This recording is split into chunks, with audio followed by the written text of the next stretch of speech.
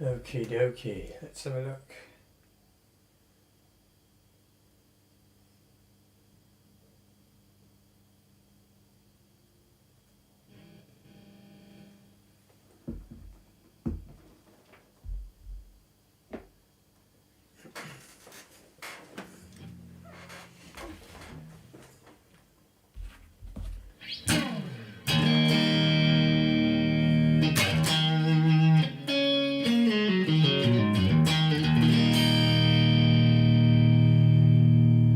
Hey, it's working. You just have to let me know as soon as you're in, if it's all working.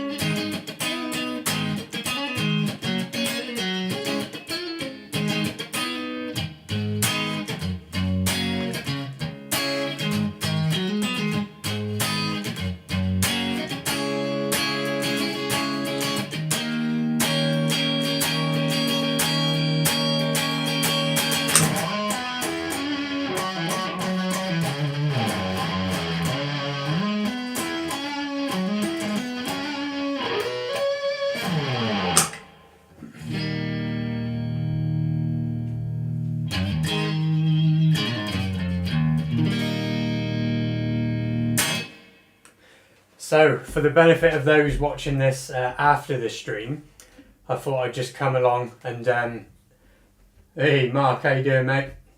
Yeah, I thought I'd just pop on, have a little Q&A, see how everyone's getting on, and I've lined up a few sort of guitar news things that I wanted to sort of chat about as well. So yeah, we'll just go for a little while, see who joins in. What are you up to, Mark, anyway? You had a busy day?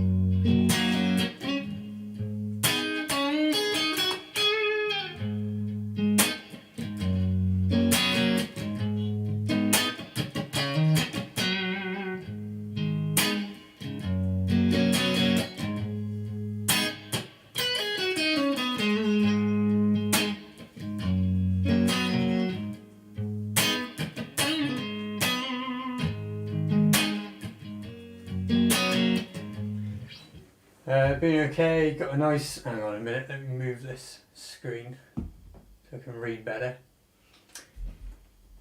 Got a nice power supply for the board as your previous was huge. How many pedals have you got on your board?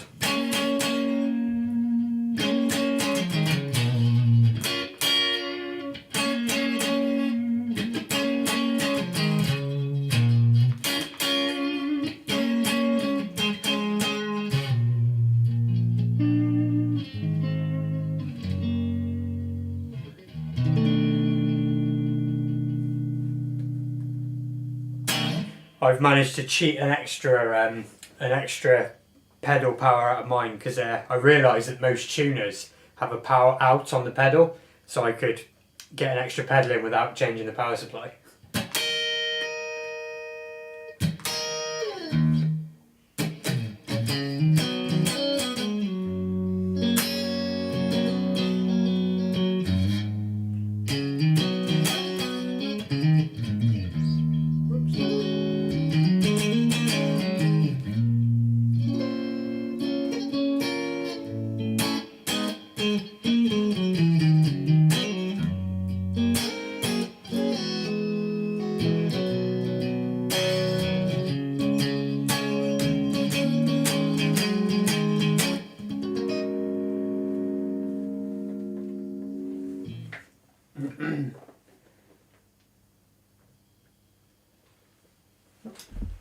Sorry if there's a delay in all this, by the way. It is a very, very basic kind of setup I've got going on here.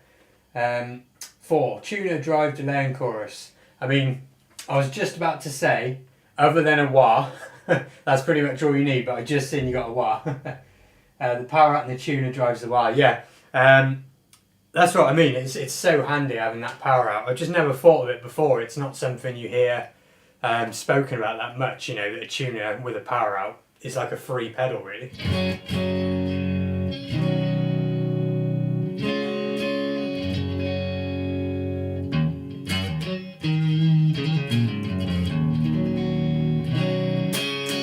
I got a new drive pedal on my board, and I am absolutely loving it, to be fair. I will turn it on now, but I am going to do a proper video of it because I don't know what the audio is like because it's just one mic picking up everything.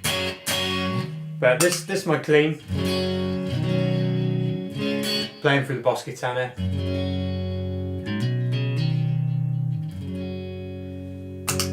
Always on pedal is a bit of compression, but not really adding much gain, just a bit of, you know, that secret sauce compression that we all like.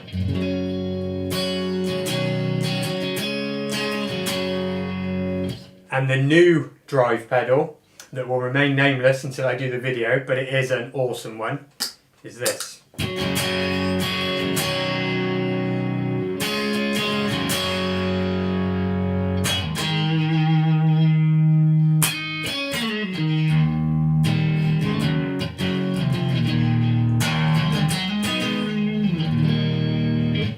Don't know how well that comes across without, well, with just the room mic.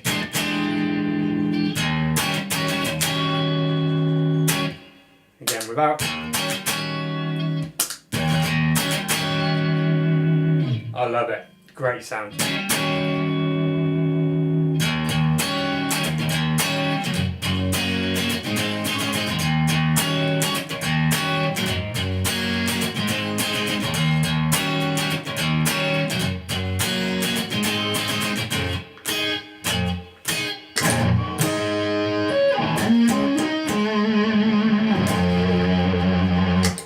That wasn't it. Sounds cool.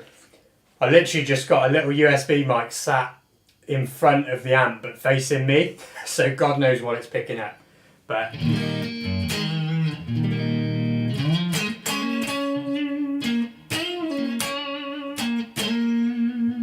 does your Katana take pedals? Funny enough, for the longest time, bear in mind I've had this Katana for probably a year and a bit, and I had other Katanas before that for about a year, and I always thought they were okay at taking pedals but not like amazing. And recently I discovered a little hack in the Katana in the Tone Studio. So if you plug in the amp and go on the global EQ, it's got all the EQ preset at like 0 decibels. And I just cranked the low mids and high mids up by like 14 dB, which sounds ridiculous if you were looking at it from a mixing point of view. You wouldn't add that much gain really to any frequency, but in the Katana, I think it's brought it to life. I've never ever had a better sound out of my Katana than I've got right now after doing that. I mean, I've turned the compressor off.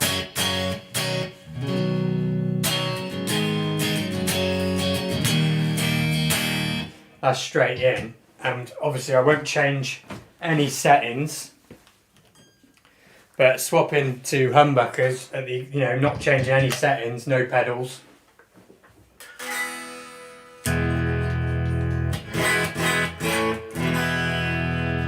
Again, you know, I'm proper happy with that. It's the best sound I've had out of the Katana.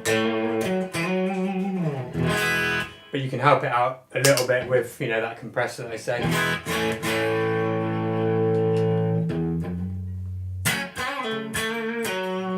The drive.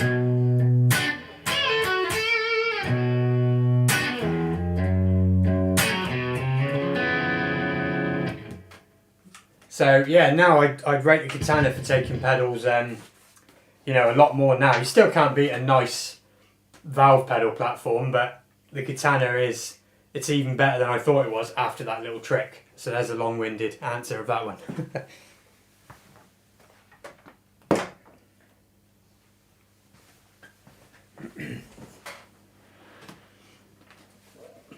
I'm going to go back to my Strat because I'm having an E flat kick this last week or so. I just love E flat. Anyway, speaking of pedals, if I just bring up my display just there, that brings on to the first thing that I wanted to sort of have a little look at that I've seen has come out today, I think. So bringing that up, not that one. Where is it?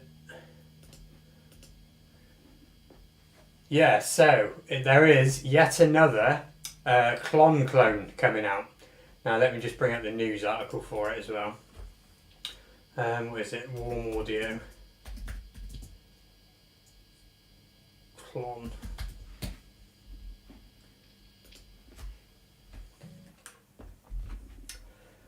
So here we go. Warm Audio launches true to original recreations of the Klon.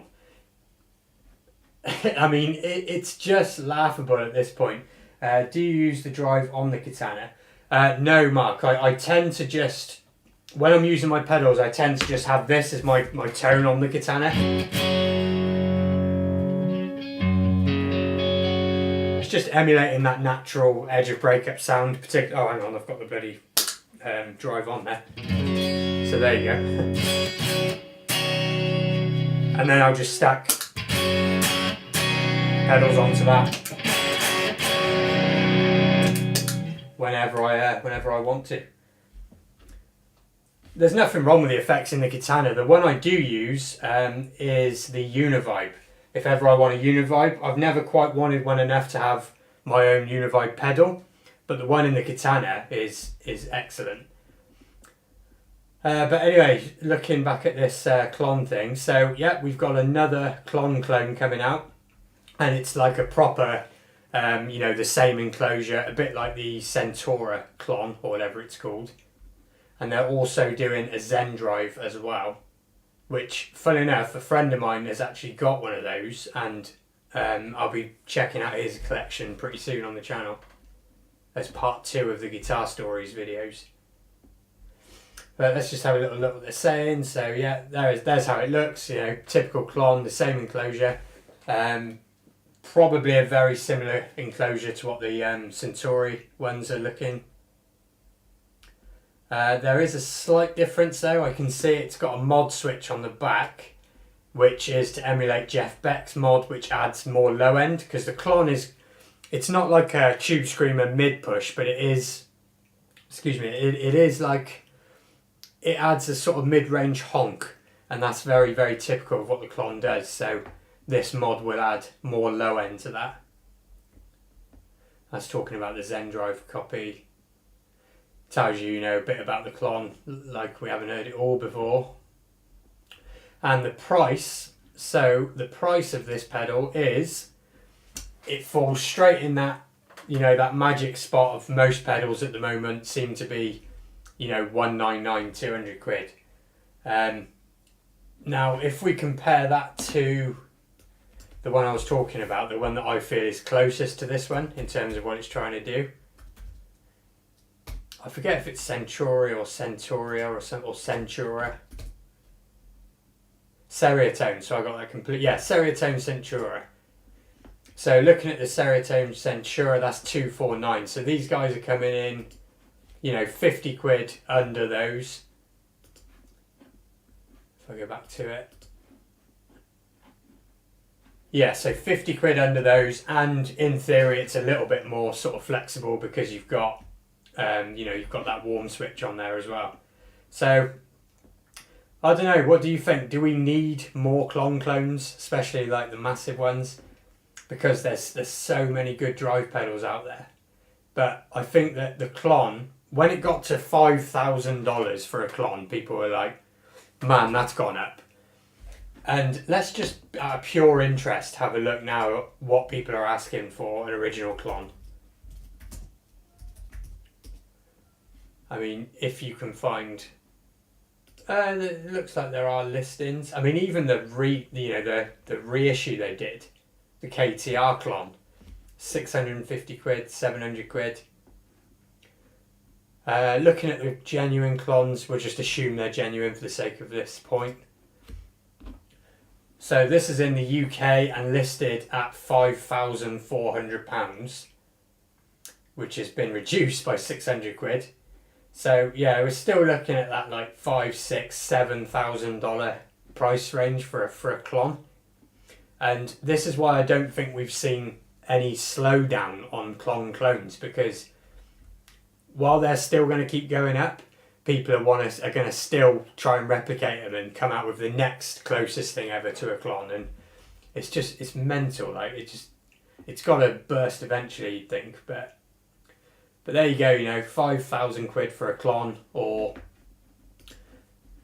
200 quid for one that's very similar enclosure, potentially a bit more versatile, and I have no doubt at all will sound incredibly similar to it. And this was only announced yesterday, so when they're in stock here, I don't know. I'm sure I'll know someone that will get one, but I can tell you now, I certainly wouldn't buy one myself. So there you go, another new Klon clone. And I did see these that I wanted to talk about as well. Let's just quickly go back on there. Yeah, okay.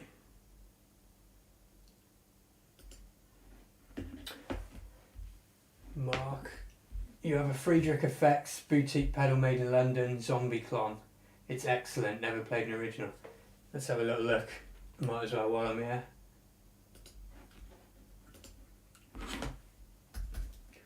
I was saying before, I've got a new drive pedal now, and honestly it's killed any desire I have for a low gain overdrive. It's just fantastic.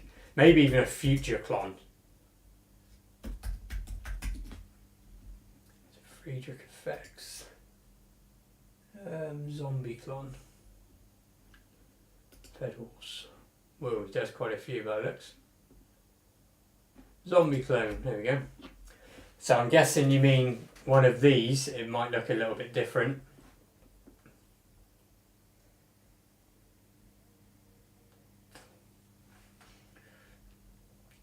It's 100%. So is that pedal worth more or less than the latest Klon clone?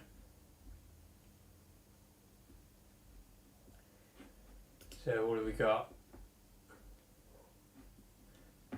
I love it when they show you pictures of the circuit board, like you're going to recognise, like, oh yeah, I recognise that cap from a Klon. Maybe some people do. 140. So there you go. I mean, it goes to show you can get, you know, something boutique, highly researched, etc. for even less still. But it's just mad out because it has that Klon attachment. It's still got that premium value factor to it.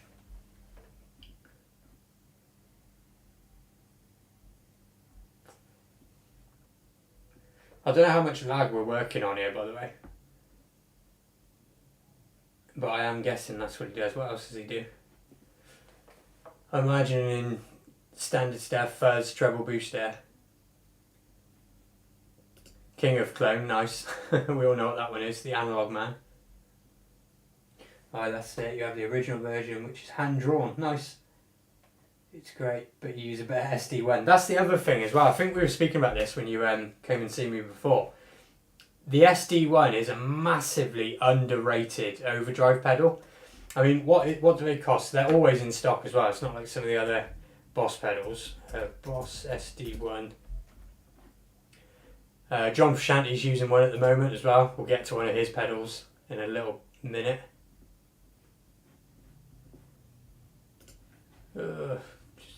Just don't do that. I expected it to come up with a price. Yeah, I was going to say they're around about sort of 60 quid, aren't they? Yeah, 60 quid, 64 quid. And just because it's, you know, comparatively cheap, it's still a wicked pedal. Same thing goes actually for this, the Blues Driver. I don't really need to open it, you all know what one looks like. No, it's wrapped up anyway. But again, you know, not a crazy expensive pedal, and probably one of the most underrated but most commonly used drive pedals, low gain, ever. But it has come off my board in favour of this other one. But again, I'll come to that on the video. I'll probably do it by the end of the week. Right now, where was I? I was looking at his other pedals. Just for anyone that's watching this after it's gone live, which I know will be most people, if you're looking at the new MXR, what do they call it, the Prince of Tone, or any kind of analog man, King of Tone clone, watch the recent Andertons video where they compared the MXR and the original, but at the very end, they added in one of the Tone City like dual overdrives, and I thought that the left-hand side of that Tone City pedal got closer to the proper analog man than any of the sounds the MXR could do. And I think Lee could hear it as well, because you can see him in the video. He's like, "Oh no, why did we do that?" But it's well worth watching, because it's mad. Like, we are so used to seeing certain names and just associating greatness to them without actually knowing. Like, how many of us have actually had one and actually played one? We're fickle people. Like, it's funny. Like, you take the brand away and there's so much more you can get for your money if you can just deal with the brand being different.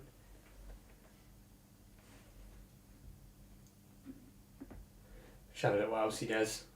Again, I'm looking for a treble booster. I'm guessing he probably does one.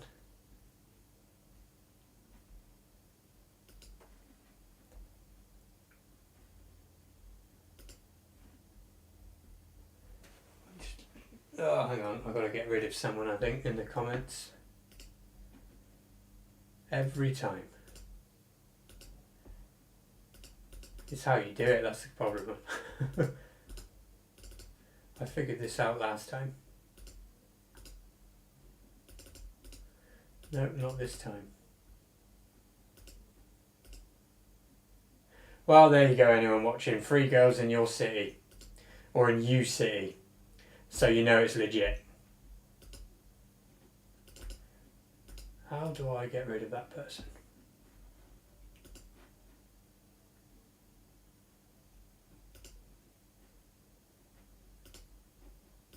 Sorry about this, just trying to figure out how I get rid of him. Right, let's close that off a second.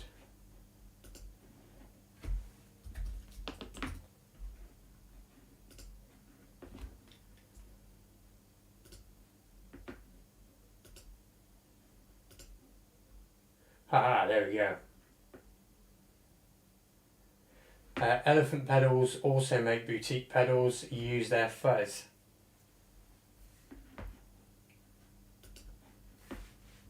I was actually just looking at this Friedrich effects to see if they were like, you know, available on like Denmark Street and shops like that, because you always find proper little gems in places like that.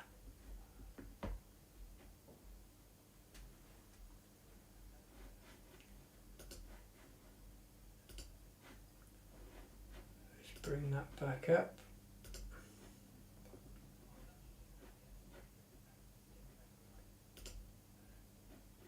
Right, where am I?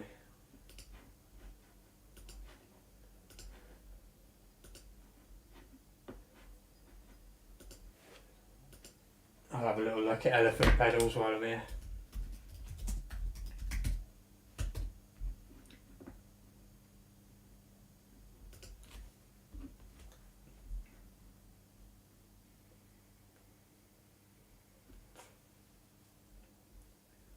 Custom pedal.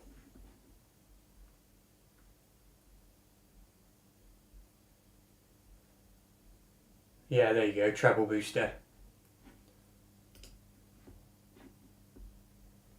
It's mad that you can't help but wonder, like, how many pedals can there really be, you know? Price is from 135.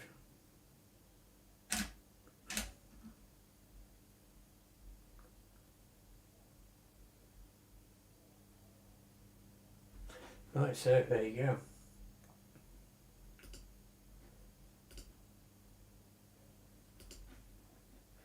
So the next thing I wanted to chat about on here, just some more new guitar stuff.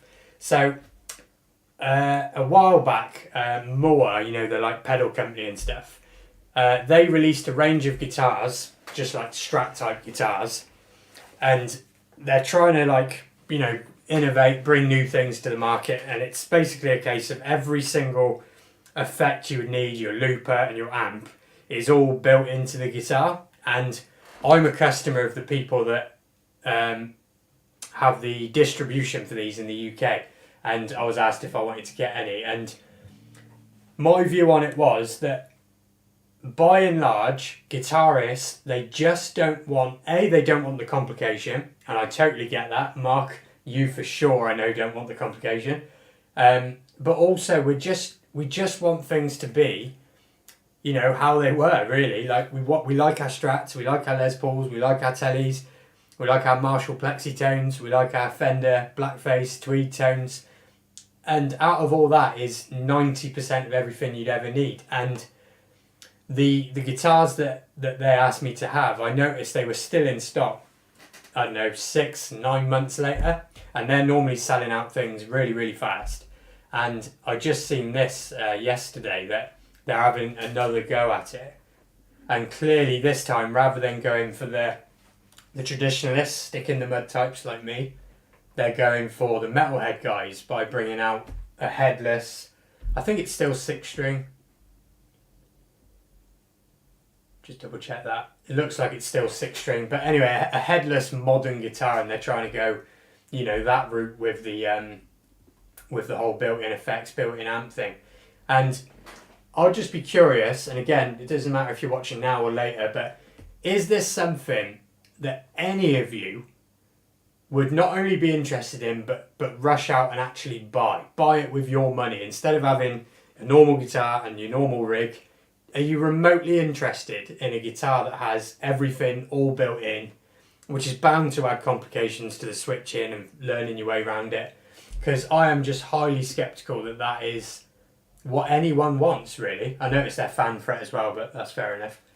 But I suppose they got a better chance in the sort of nu metal era of players, but certainly with the traditional types, I couldn't see them being popular at all. So that was that. I just saw that a few days ago, wanted to ask the question.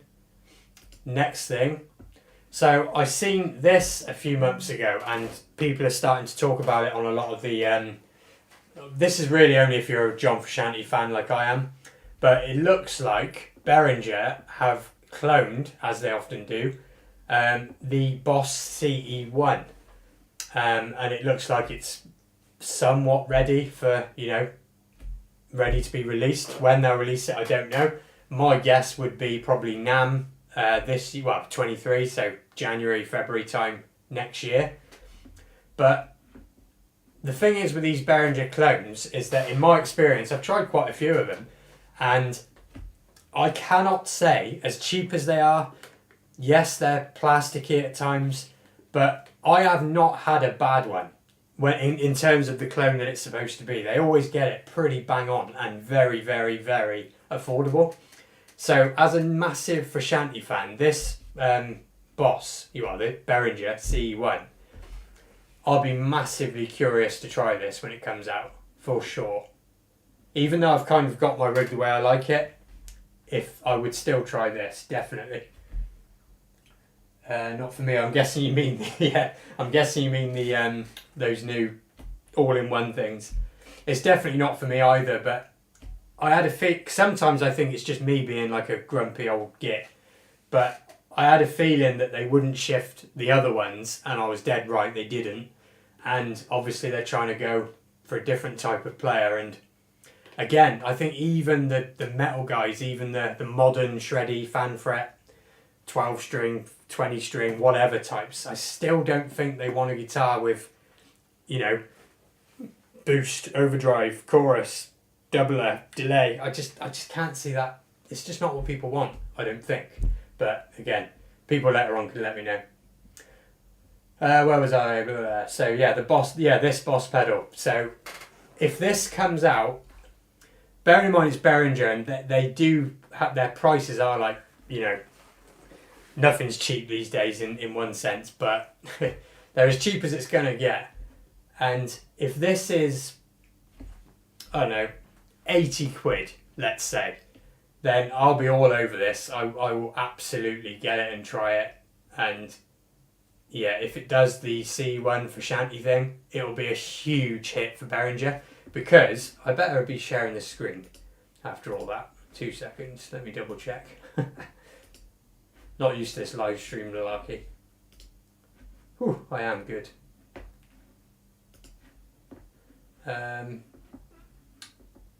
Yeah, so let me just show you what an original C1 is going for. Where is it? I've probably got rid of it. So here we go. So, and this is quite average. I see them sell for around this quite a lot, if you can find them. Around sort of 800 quid. And they are, it's not like you can just buy one and put it on your board. They do have, they're a pain in the butt, basically. So, if the Behringer one does the trick, and they can bring it out for 90% less than that, I think that will be a massive hit for Behringer. Massive hit. Be like one of the best selling pedals they've ever done, I think. Let's get rid of that.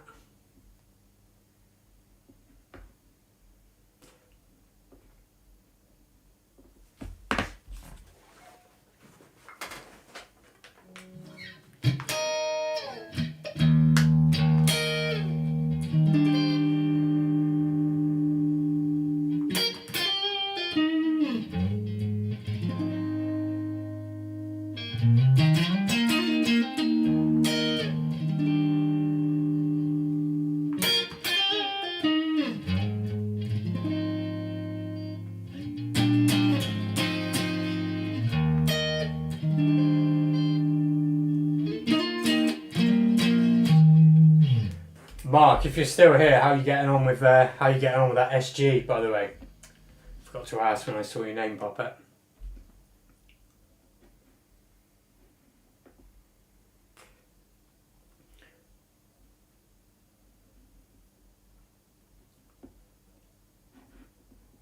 And are you tempted to change the pickups?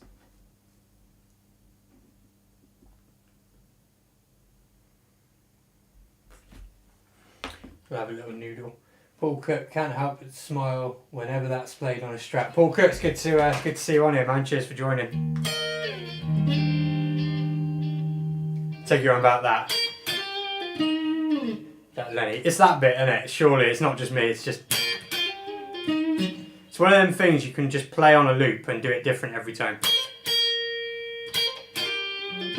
Whoops, not like that though.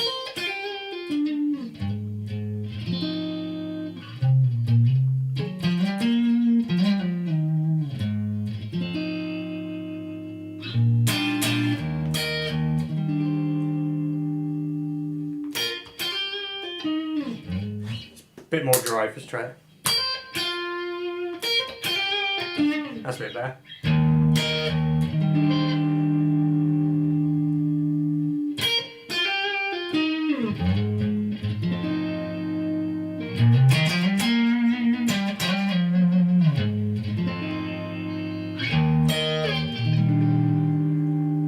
Need a trem bar. Love the SG, thanks again. Not changing the pickups, they don't need to be changed. Fair enough, man.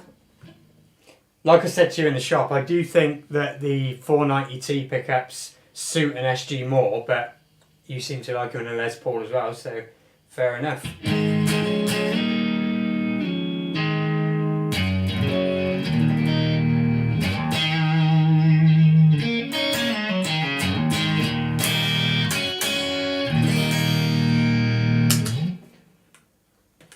So this one is for anyone out there that messes about with amp plugins and stuff like that. So in case you've always wondered what I film with, it's sort of, I would say 60% of the time it's the Nora DSP software. So that'll either be the Soldano or the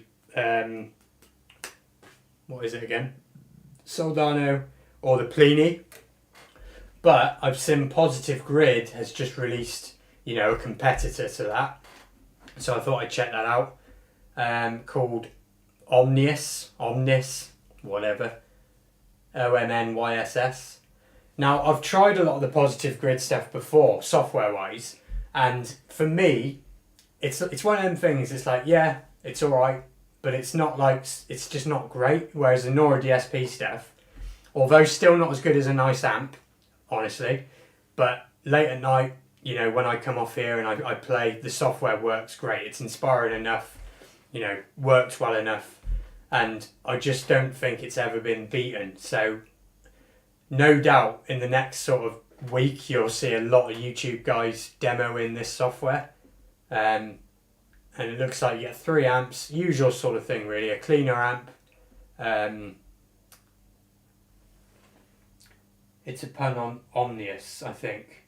Yeah, I guess it's trying to say, you know, everything, does everything, is everything. But yeah, clean, high gain, and another high gain by the looks, with some effects. I don't know if there's a free trial, that's what I was just trying to scan for, because that's the other thing with Nora DSP, you get a 2-week completely unlocked free trial. It doesn't like restrict you in any way at all. And actually you can just have, keep making new email addresses and just have it for free. But yeah, I saw this yesterday and, you know, I thought it'd be worth sort of sharing in case people wondered the sort of software I use and what I think of software in that regard. It's hard to judge it without trying it, but again, I've not been massively impressed with their software up to now. Just looking for a price. I did bring up a price somewhere. Yeah, there you go. So it's $100, so it's pretty much in line with the Nora DSP stuff, which is around about $100 as well. But once you've bought one, you always get discount on the whatever ones you buy afterwards. I'm guessing in some of the videos there'll be discount codes and stuff like that for this. But 3 amps, 6 pedals. Not sure if it works standalone or... Yeah, so standalone or as a plugin. It's basically just the same. It's just their version or their latest version of an amp plugin. I haven't listened to any videos on it yet or anything, but like I said, I'll probably try it, but I just can't see it beating the Nora DSP stuff for me personally. Which is mad, because given the choice, I still rather play through my pedal board and Katana than even the Nora DSP software.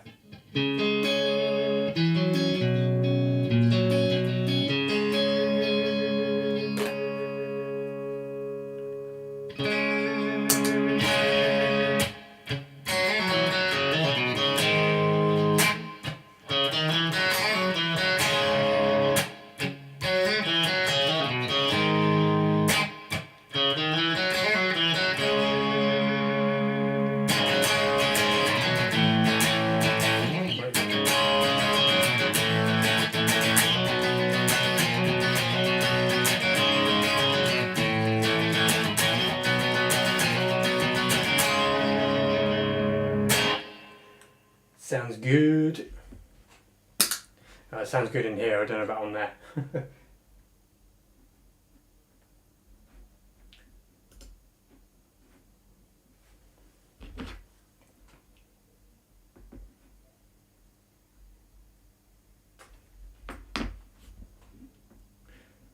There was one more thing I wanted to look at actually. Paul Cook saw one vid, can't remember who, but it's the triangle knob cluster on the right that takes it in all sorts of directions. Let me just go back. I was looking at the how it's sort of laid out, and in terms of like the artwork and the visual sort of you know, you can tell they've taken a leaf out of Nora DSP's book there, because it is, you know, very, very similar how it's presented sort of thing on the screenshots. Again, I just can't see how it being better than Nora DSP, but although I do have a theory what Nora DSP have been doing architecture-wise with their plugins, and I think it's a bit of a cheat, but it works. So what can you say? Yeah, I see what you mean. The little triangular.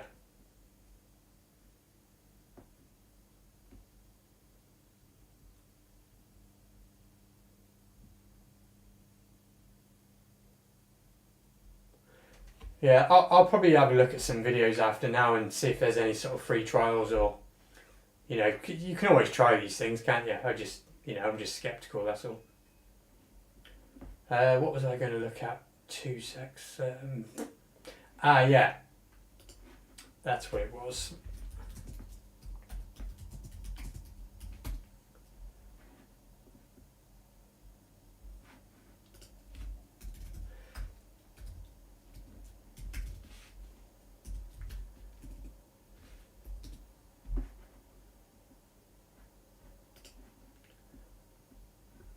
I wanted to check out to see if anyone had pulled out of the $50,000 Greenie Les Paul that Gibson recently released.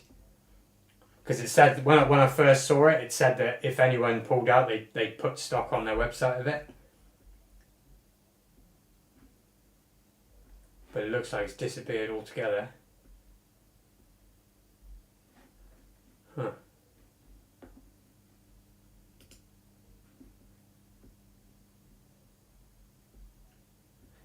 No, I think it's disappeared altogether.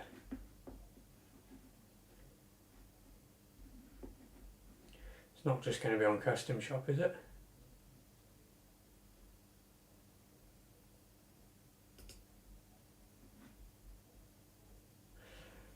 Well, anyway, anyone who didn't know, basically the long story short of it is that Gibson re-released the Peter Green Les Paul, the full sort of historic Custom Shop reissue of it.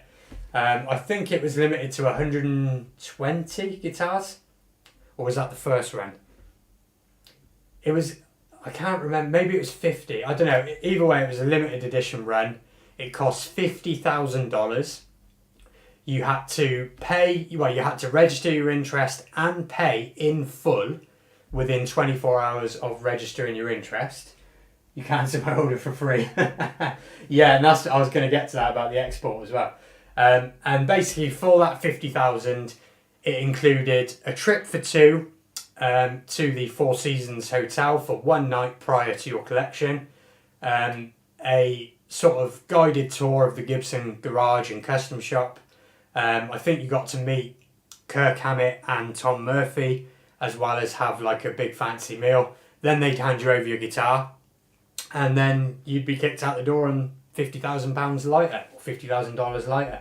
And that was like the thing. But I expected to see something about it on their website, but apparently not. So, I mean, apparently they all sold out. So, that's, I can't remember exactly how many. Let's just say it was 50 guitars, because it was something like that. I love that though. I cancelled my order for 3. And I just think, like, you had to wait. I think it's late November when if they've done it, well, that's when we'll see them somewhere, because there's bound to be someone on YouTube that's gone and got one.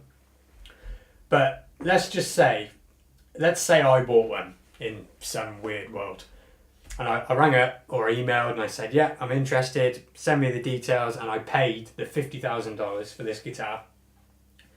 Let's figure out how much the guitar actually cost me. So, first class flights to the US and a one night accommodation for 2 people. I don't know if I mentioned it was for 2 people.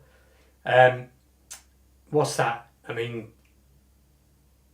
probably $10,000 to $12,000 maybe for a first class flight over one way, and one night stay would probably be around that for 2 people.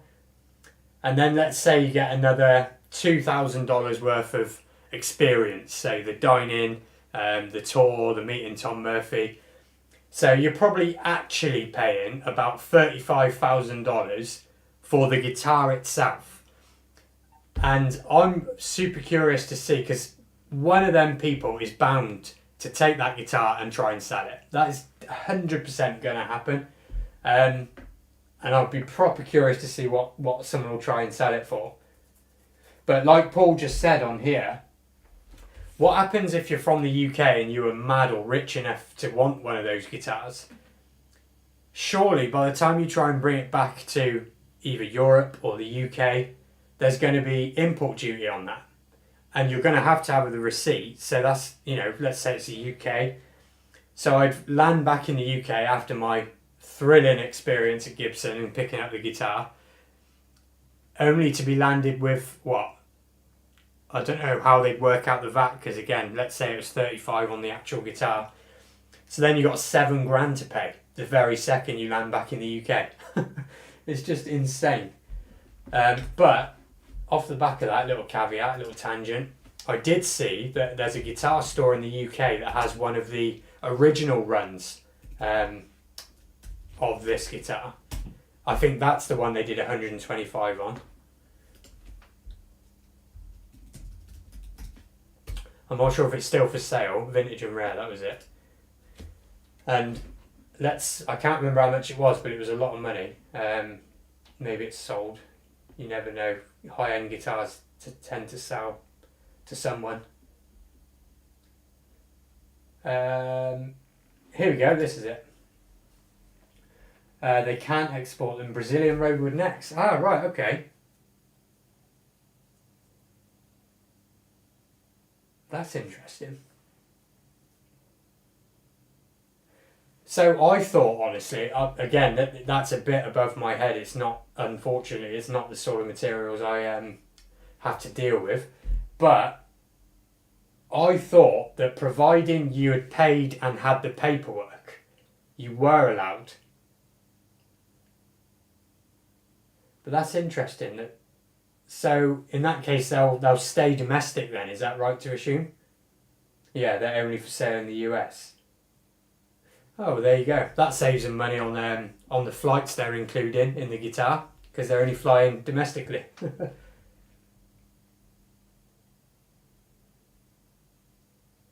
There must be a way around the export though, once you'd sold them. Let's say someone in the US buys it and then they want to sell it to someone in Europe. There must be a way around it, because PRS still use Brazilian rosewood on like the really, really special stuff. Not sure. But anyway, here's one of the early ones they did. And this is for sale in the UK in Bath. 2010, £40,000 is what they're trying to get for that. £40,000. I mean, that is just mental, right?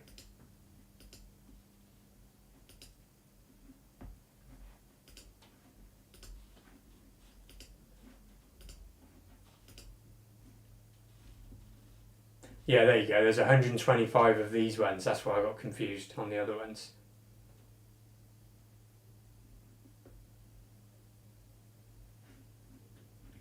Interesting as well, they're just burst buckers, but with the mod for the out of phase thing. It's very difficult and risky to ship guitars that have woods that were once allowed. Yeah, I have come under a bit of problems in the past with just ordinary rosewood when I was trying to send to I can't remember where it was, but it was somewhere abroad. But I managed to get around it all right in the end. But I just thought that providing you paid whoever you need to pay and you had the right tick in the right box, it was allowed, just difficult. Burst buckers are excellent. Yes, I love burst buckers. That's what I said to you before. I much prefer them to the 490s.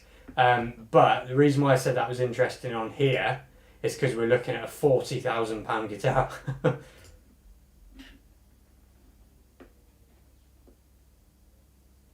I suppose though 2010 probably predates the custom buckers, which is what they use on their really expensive guitars now.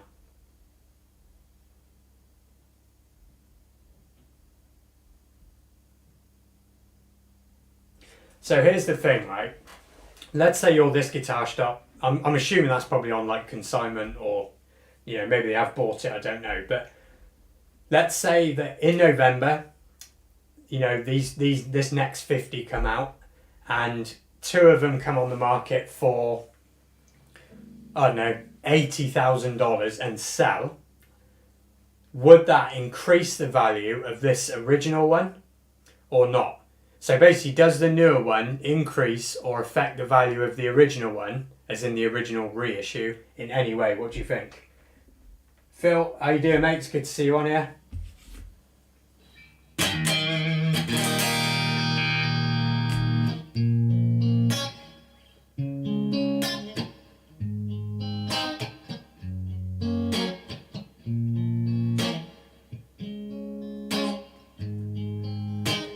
Tony Smith, how you doing? Epi 59 has burst buckers. It does indeed, and proper 50s wiring.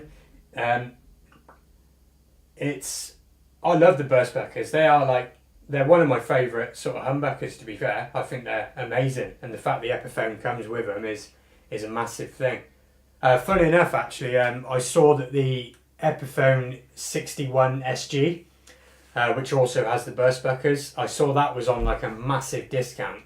So I went and tried one just because I wanted the burst buckers. And I thought, if the guitar's half decent, bonus, but I'll take the pickups and put something else in there and sell the guitar. But the Epiphone SG had that horrible slim D neck that I've banged on about on this channel 50,000 times. I was gutted because so many of the new Epiphones I've really liked, and then the 61 SG was straight back to that awful neck. It's just, if you don't like it, you just don't like it, yeah.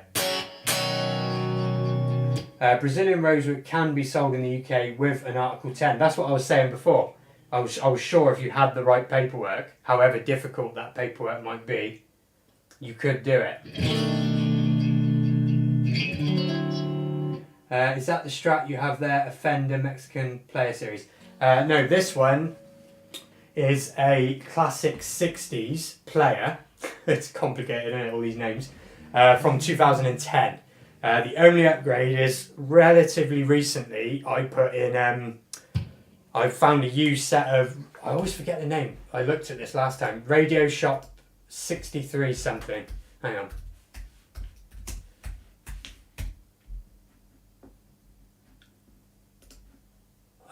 I'm really bad with names. I just forget everything name wise.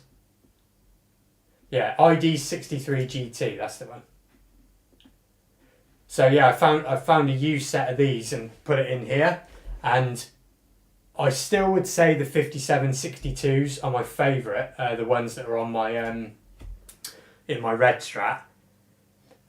But I do think these sound pretty awesome as well. The only thing is they had a lot of top end, like they were really kind of spiky.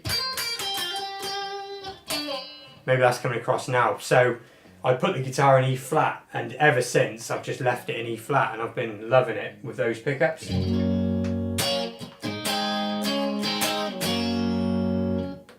They refuse to sell Troglia Greenie to avoid resellers. They'll never avoid resellers. That is a farce. But yeah, I can see the thought, I suppose. But they haven't put any restrictions in the contracts about resale. Fair enough. Yeah, someone will flip one for sure, 100%. I'm just really interested to see what they'll try and get for it, because, I'm just a geek like that. And also what it would do to the value of, of essentially the original version of that guitar, which is this one here.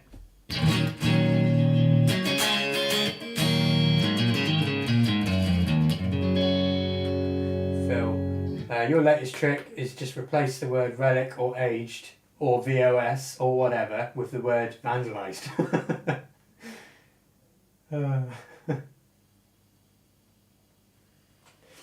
Are we going to have an argument about relics?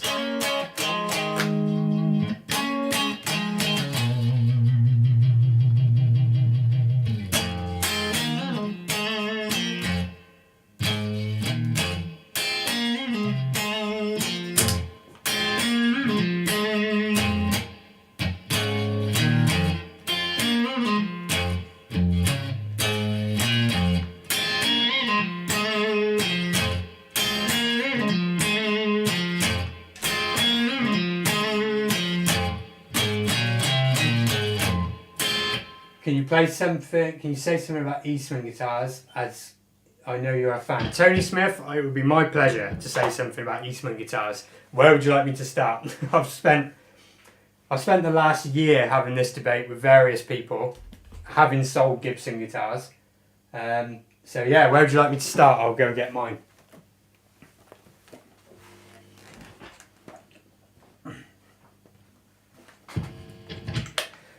So I was replying to your comment earlier actually on the Eastman video, and I think at the time I did the video on this guitar, which is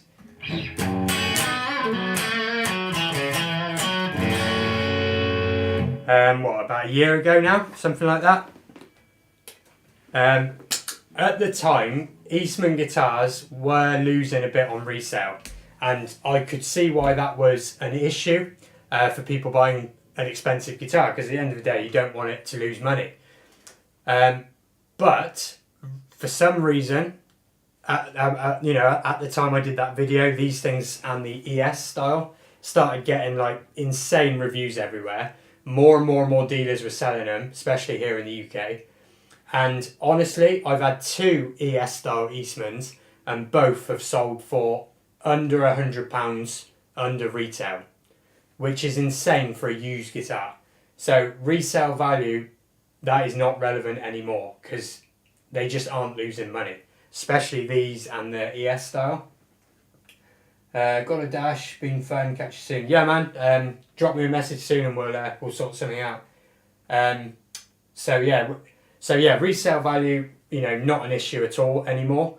And like I said, all the Gibsons I've had in, I had a brand spanking new 50 standard in. It was 2 months old, from literally the date it was made, 2 months old.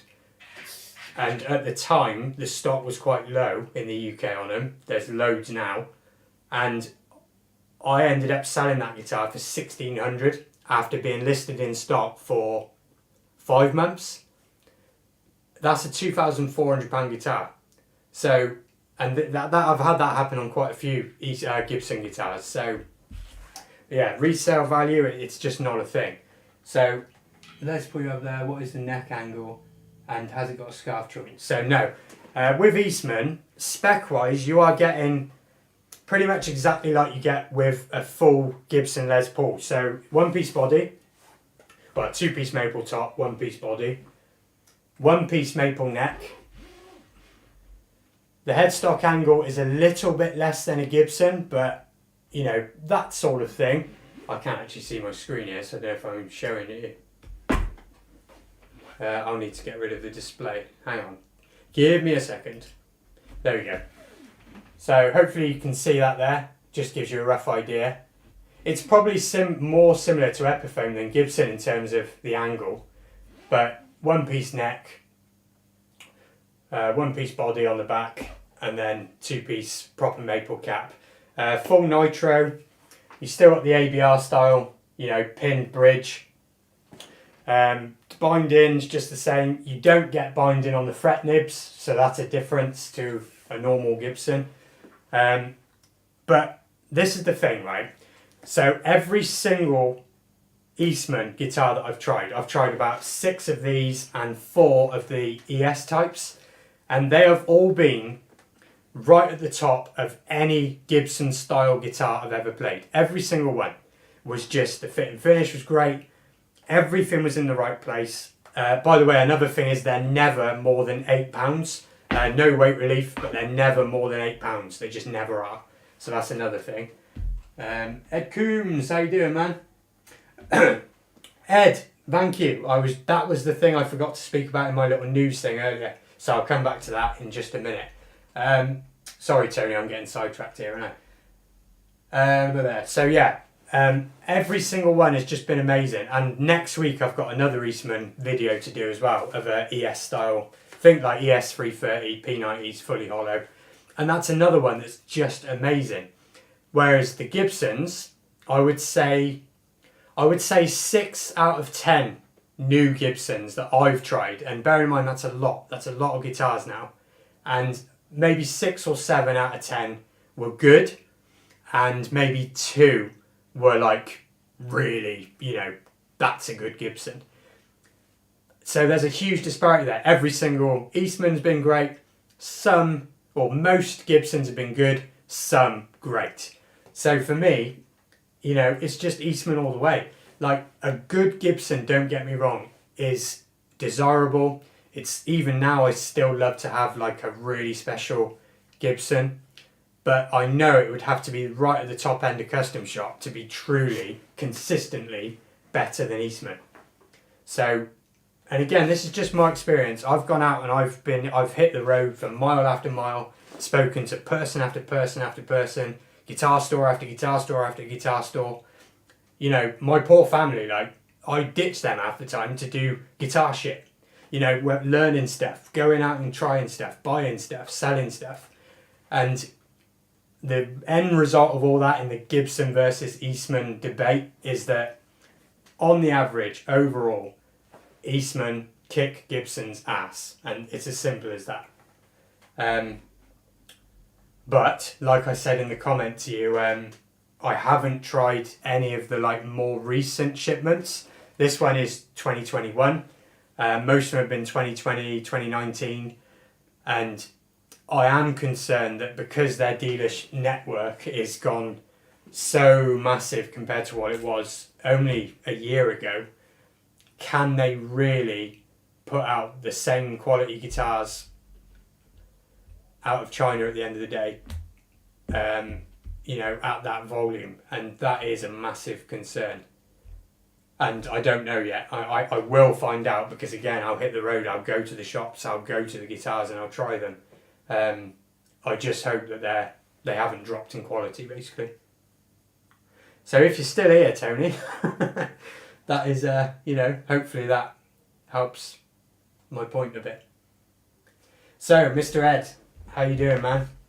Good to see you, or hear you, or whatever, know you're here.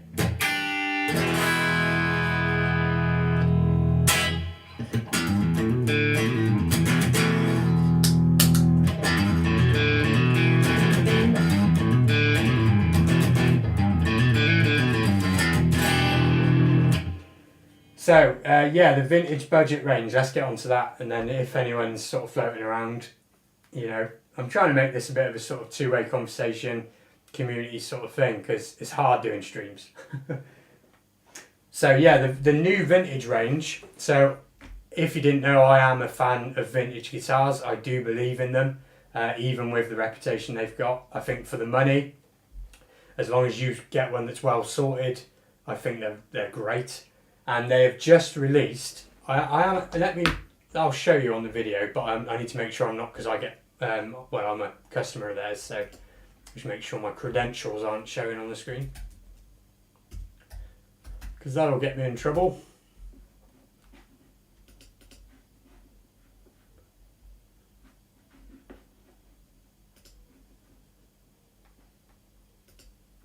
Right, so here we go then. So, new vintage guitars, it's called the Coaster series, and it's basically just a more budget new version of the V6, the V52 and the V100. So that, you know, I mean, they have gone up a lot this year, but the problem is with vintage and their price is, and by the way, the prices you're seeing here is full RRP, it's not like the wholesale price. But the wholesale price that vintage think they get isn't real life, because A, there's too many drop shippers, which is part of the problem, which will make 20 quid on the guitar, never see it and drop ship it directly to you, no matter what state it's in, and that's a massive problem. So they're saying 199 on these guitars, right? So I'm just checking to see if you're even still here. Yeah, so they're saying 199, so that means that in reality, when you start seeing these guitars in stock, they'll probably be like, especially with Christmas and that, they'll probably be 169, 179, something like that.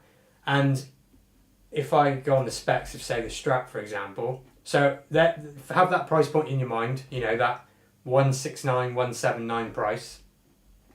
And here's what you're getting on this guitar. So spec wise, on the surface it's quite similar to the ordinary V6, except for you're now getting Entwistle X1 pickups. These are ceramic pickups, they are not the Alnico pickups you get on the normal vintage. Obviously a load of marketing stuff telling you they're just as good, maybe they are. 6-string vintage saddle, you know, usual sort of stuff.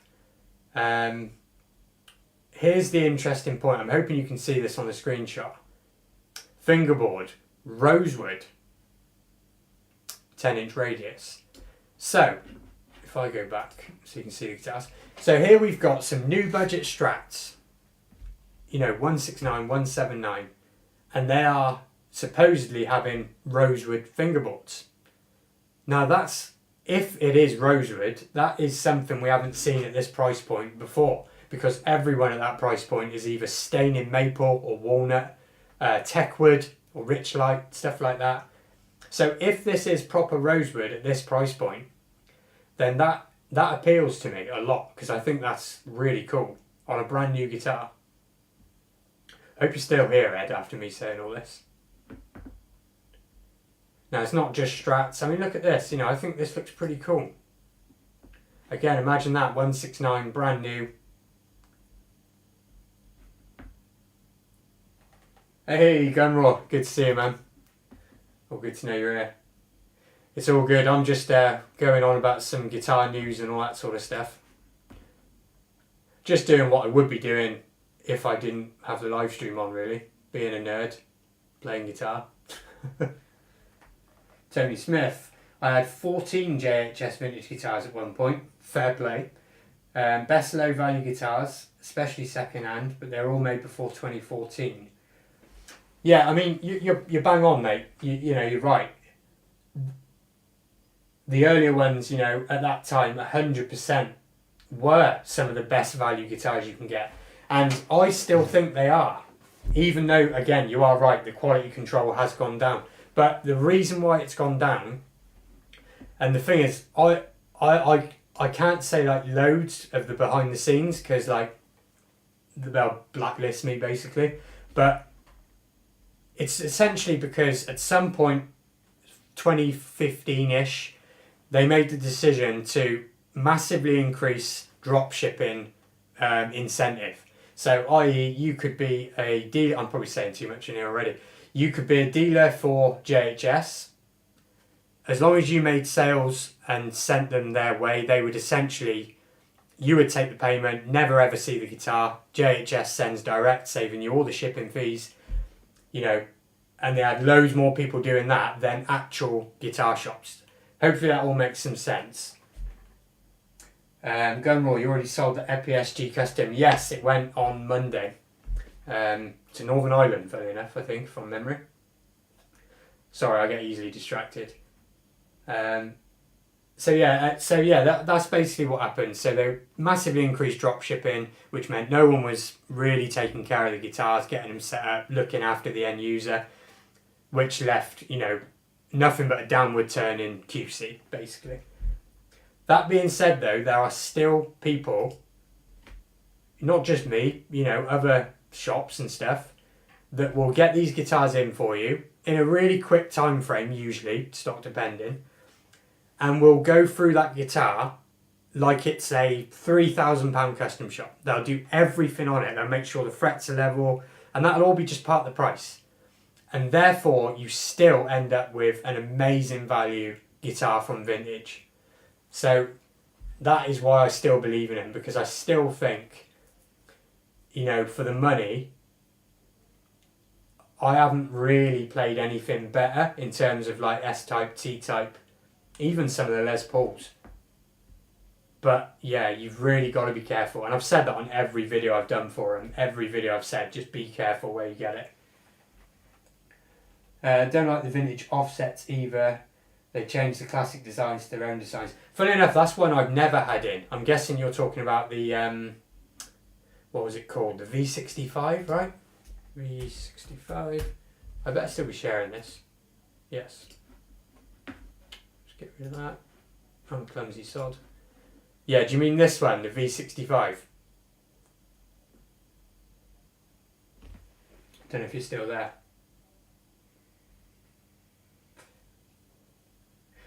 Phil, damn, the EPSG Custom was making eyes. It was a nice finish, to be fair. I mean, it did have one or two little cracks, not like breaks, but you know, in the finish, around the jack socket and stuff, but it was pretty damn mint and it had gone a lovely colour. Real nice neck on it as well. At least I got to do a video of it. It took me ages to get around to doing it.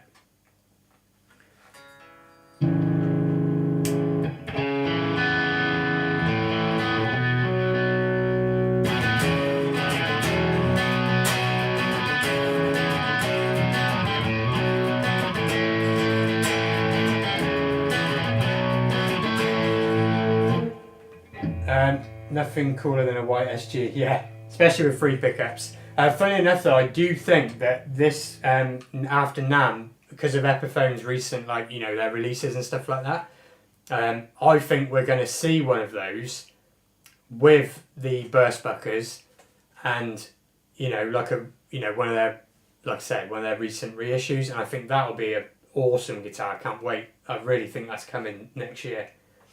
I didn't think the middle pickup was in the way. It always looks like it'll be in the way, but to me it never was.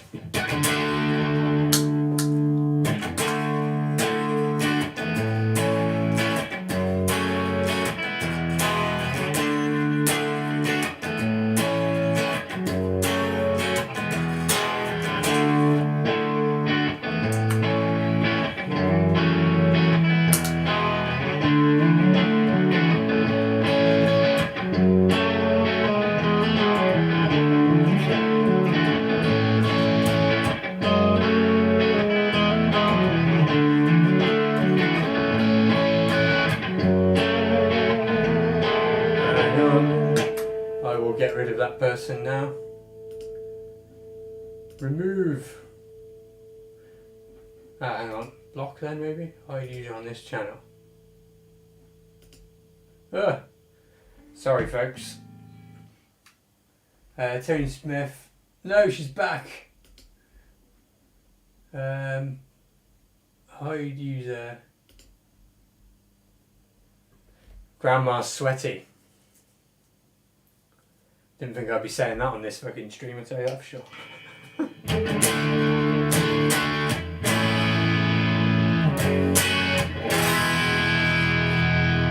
Gunroy, I don't know if you're still here, but that sound there, I know the mic's not great, it's just one mic, but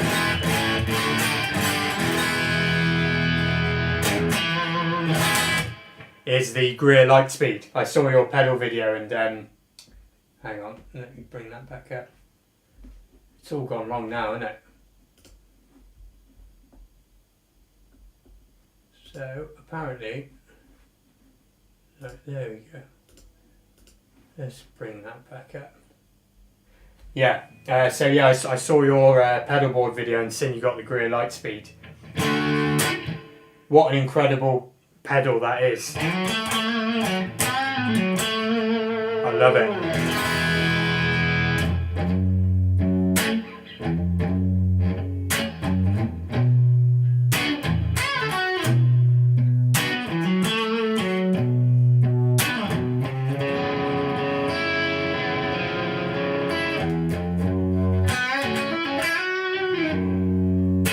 Oh, really? What is going on here? Because I just banned that person. Right. Put user.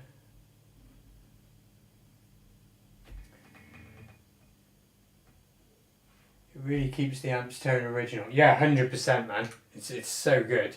Let me just close the screen capture. There we go. Right, let me just move that. There we go. Sorry Tony, I didn't mean to wander off from you there. Phil, the Wet Gone Cream was lovely. Yeah, man, it did finish really nice. The lower bout and lower horns on their 335s and SG have offsets. Yeah, that's right, we were talking about vintage. Sorry, I got distracted by grandma over there. Yeah, no, I know what you're saying on the vintage. Yeah, the way they changed their design a bit.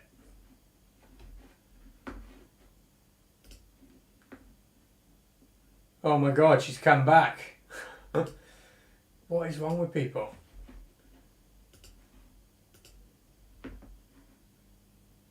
Why can't I just like? So annoying. Gunroar, mate. Fire ahead. Still have contact with Dave. I spoke to him about a month ago. But no, not as much now. The guy's like super busy, to be fair. The Anderton stuff behind the scenes is keeping him pretty busy.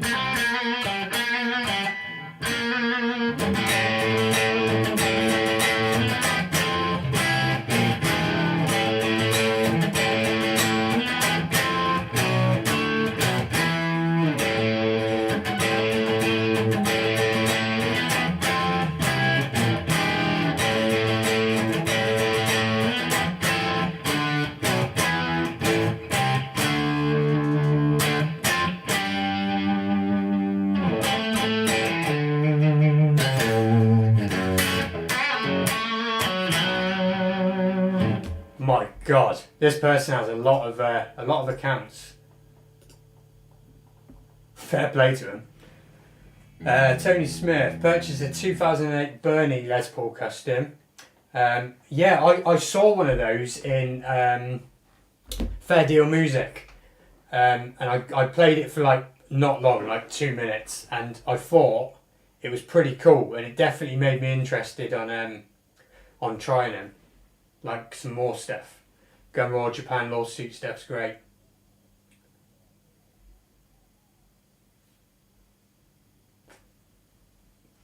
Yeah, Bernie's definitely on my radar with that sort of, you know, the Tokais and the Bernies, and some of the other lawsuit era Les Pauls that you can get that are amazing. There's another one as well, I can't remember what it's called off the top of my head. Grandma 3. Grandma 3, the sequel.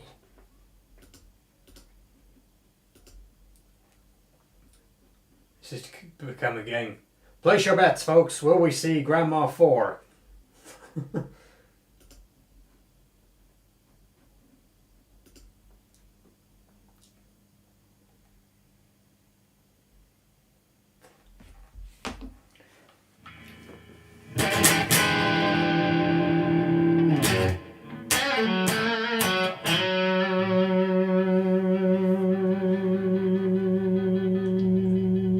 MOJ Ibanez SG. Yeah, that's one thing I've not come across yet, to be fair. I've never come across any Ibanez like 70s stuff.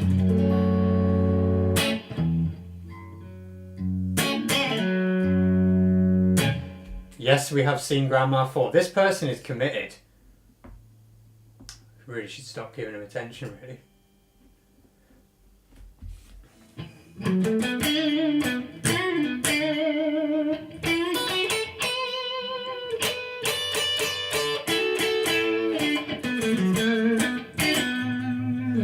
Gunraw, how's your community jam coming along? I have been meaning to download the thing and try and give it a go, but...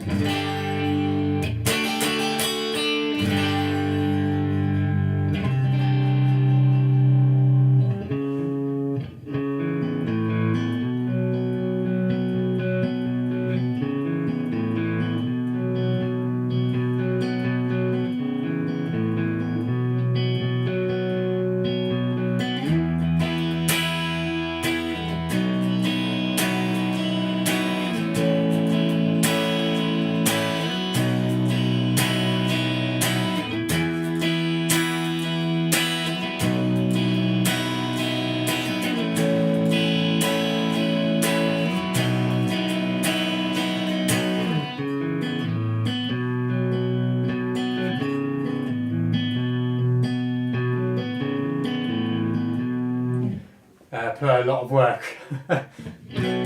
As in a lot of entries or like a lot of editing.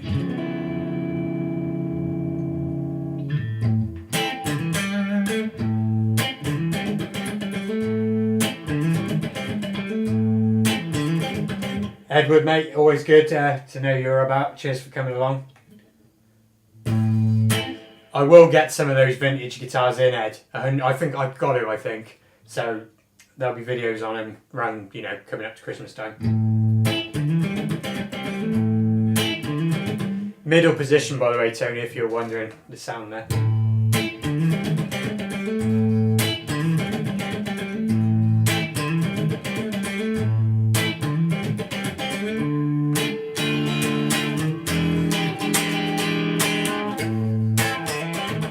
Bridge.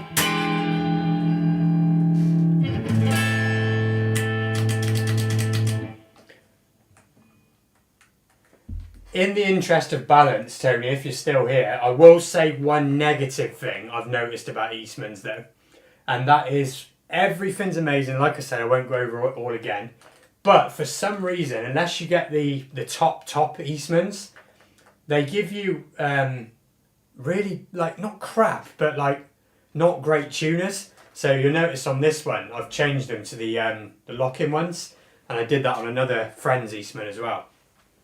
Because the stock ones just aren't that great. So, you know, in the interest of balance, the tuners on the middle of the road Eastmans could be better. All this time I've been trying to think of something to balance that. So what we got? How do I feel about Gibson Epi Modern Les Pauls that are chambered? I tried that Epiphone Les Paul Modern, 3 or 4 months ago, and I thought I couldn't. Sometimes you can tell a guitar's chambered. It just has you can tell it's cheating. It's not light, it's cheating. And yeah, I'm not a fan of it either. But that Epiphone Les Paul Modern that I tried on the channel, I thought it was alright because it was still like £8. So it wasn't like crazy, like, you know, taking the mick chambered sort of thing. But for me personally, if you want a light guitar, you should just buy one that's got light woods used, not necessarily like, you know, been chambered to crap to try and cheat a bit of lightness, if that makes sense. Gun Raw, deadline on Sunday, started editing. Sunday, what day are we on? Wednesday. I'm going to try and get something over to you because I quite like the idea of that community jam stuff. 2 or 3 more on yourself, yeah. I'll try and get something over. It's hard because sometimes, you know, you're not feeling like super inspired. That's why videos on the channel have slowed down lately for me, because I have struggled a little bit with not with playing. I'll always love playing, but just like trying to do something different. Chambered is a total different feel for sure. Yeah, I just think if you want light, there's plenty of good there's good guitars out there that aren't chambered and just specifically make sure their guitars are light, like Eastman. Paul, are you self-taught or did you have many lessons? I've never had any lessons. But self-taught, yes and no. I mean, I've watched a lot of... I can't do tabs. I tried tabs when I first started playing again in late 2017. So I've been playing again for nearly 5 years now. After playing briefly as a teenager as well. But the thing is with me, every time someone says that, because obviously when I get people coming to the showroom, to the shop, like, people, they always ask, like, how did you learn? Do you recommend lessons or people or whatever? And I always say, like, as long as you've got either a song or an artist or a genre of music that's guitar based that you really, really love. So in my case, to begin with, it was the Chili Peppers. And it's music that you know inside and out. You know how it goes, you know how it sounds. As long as you've got that, I think you can just teach yourself how to play it. And I don't know if that sounds like stupid, but you almost teach yourself out of the love of it. You love it so much that you just keep doing it and then you can do it. So that's kind of how I learn. What else we got? Gun Raw, yeah, do. 2-3 minutes of the jam is enough. You'd be lucky to get a minute. Can I just send you a minute? I have to drop out. No worries, man. Go for the blues jam. Yeah, I'll try and get to it before Sunday for sure.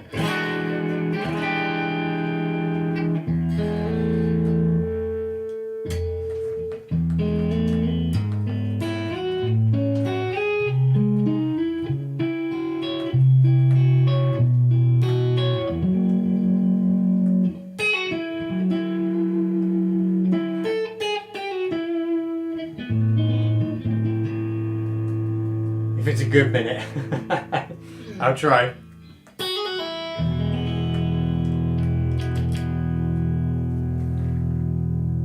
back on this.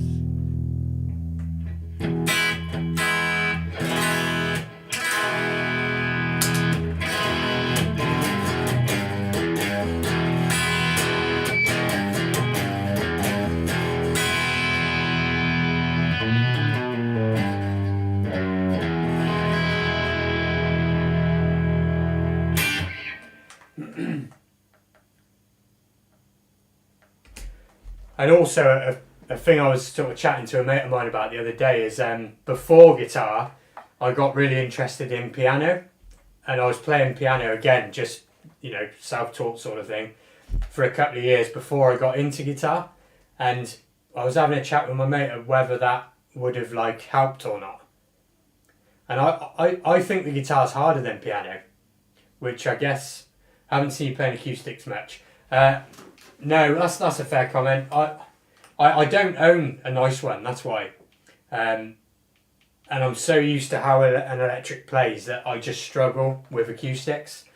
I do get them in sometimes, and I do bring them home for a bit and film with them and stuff.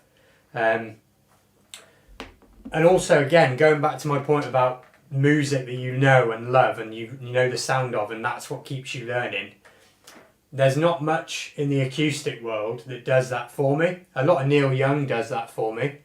But again, I haven't found myself a guitar yet that gives me that sound and that will make me do that again. I hope that makes sense, because I'm not very good at explaining why I do the things I do sometimes. Like this on an acoustic sounds amazing. Let's try and clean it up a bit. What is it?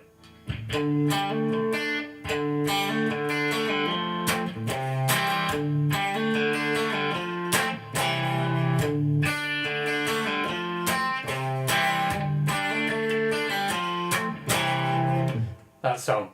So stuff like that on acoustic, that's what gets me excited for like, yeah, I need an acoustic, let's get playing.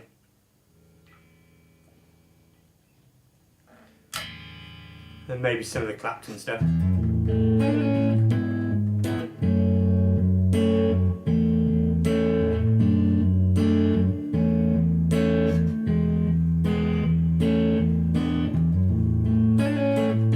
Oh no, forgot.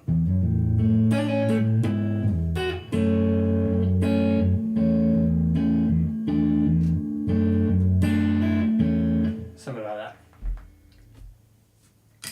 Funny enough, Eastman again would be where I went for, if I was on a hunt for my dream acoustic and I didn't have like Martin money, Eastman would be where I'd be going.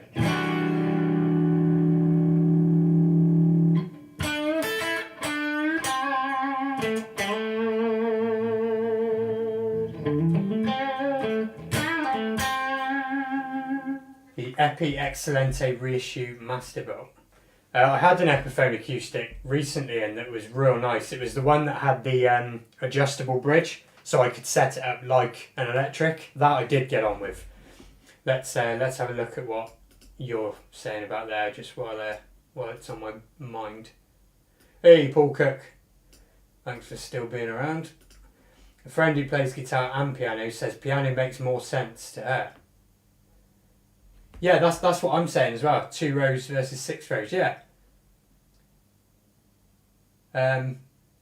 Yeah, I completely agree. Like for me, when I was learning piano versus learning guitar, I felt I got to a point where I was much happier, much quicker on piano with my understanding of it than guitar, because my brain works in a very linear fashion. I'm not very good at thinking it on like a 3D way, if that makes sense. Whereas a piano, everything is linear.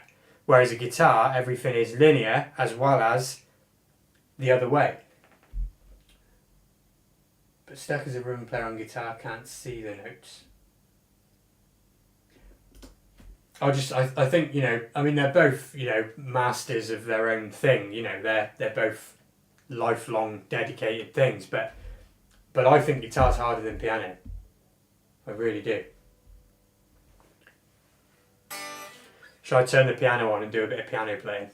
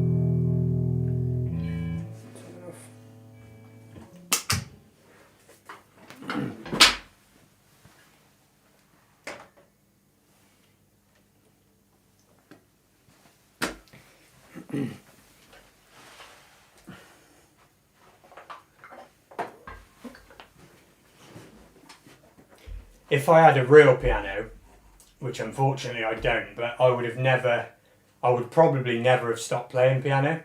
I've still got a digital one here, which I play with like very rarely. But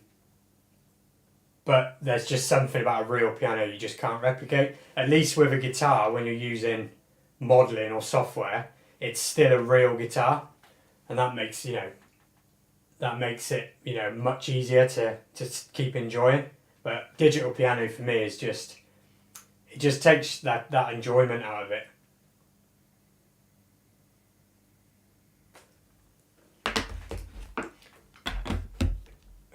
If I turn it on, I don't know how much you'll actually hear.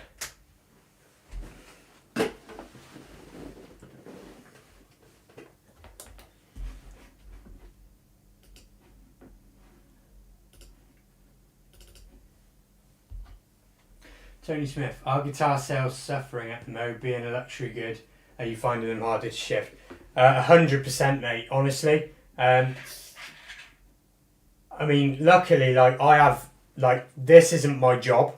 I don't know if anyone thought this was my job, but it's not. This is just me trying to do something and build something that long term could become my job.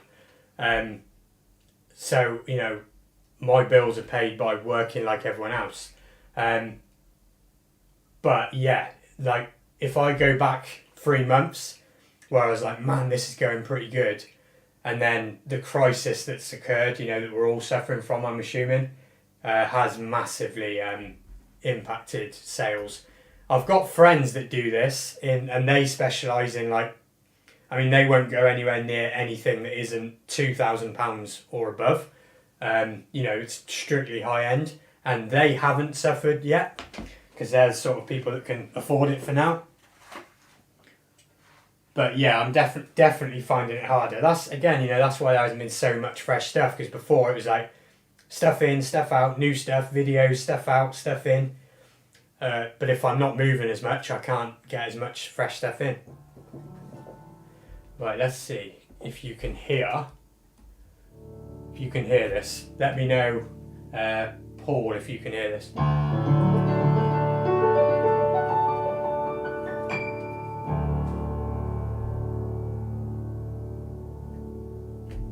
You, Mr. Rob, how's it going?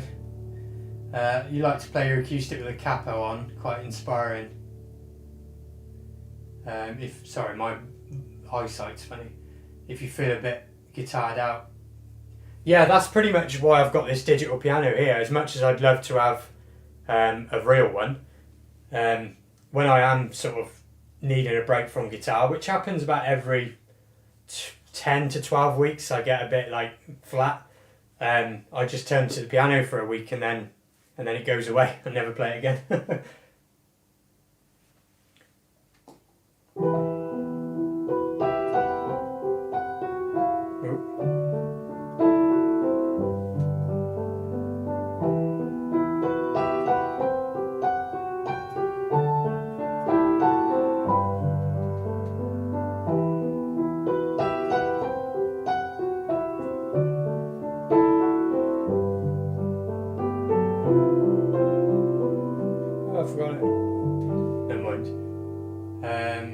You can hear it. I'm surprised you can hear that, because it's coming out of 2 tiny little speakers, nowhere near the little USB microphone. So I'm actually pretty surprised that that's coming across.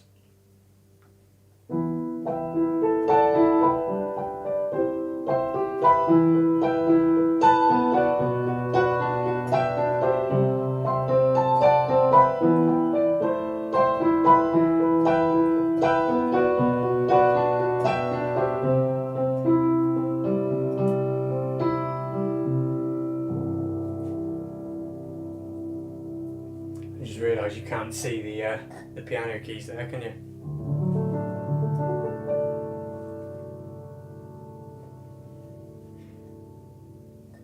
It's funny though, because you'd think being massively into blues guitar and stuff like that I would like playing, bluesy piano, boogie woogie, disc, stuff like that. But on piano, my taste just changes completely. I like a lot of Phil. What did you think of the weighted keys on yours? Yeah, pretty good, Phil. It did make me reconsider that opinion a bit, but because years ago I did have a real piano, way before guitars and stuff, for me, nothing, unless I can have that again, nothing will get me back into piano, really. I just like having a basic one lying around.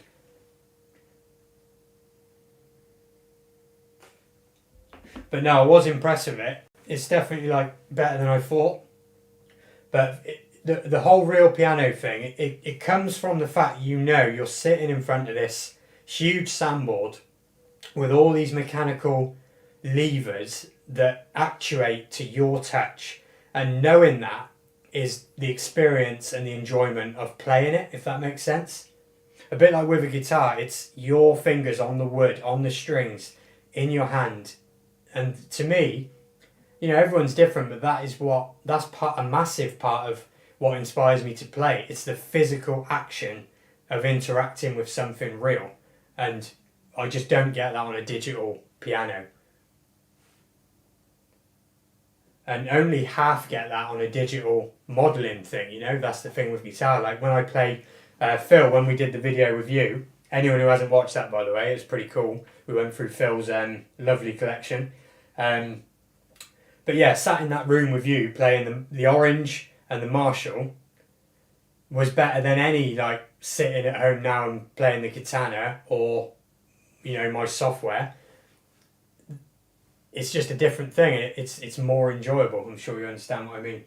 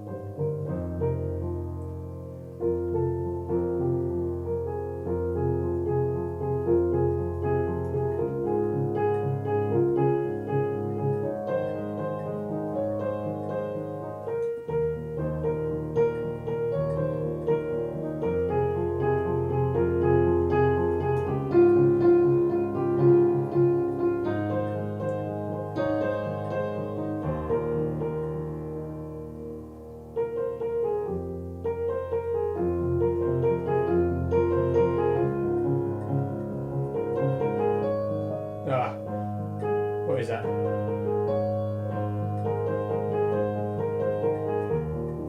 Something like that. Well out of practice. I've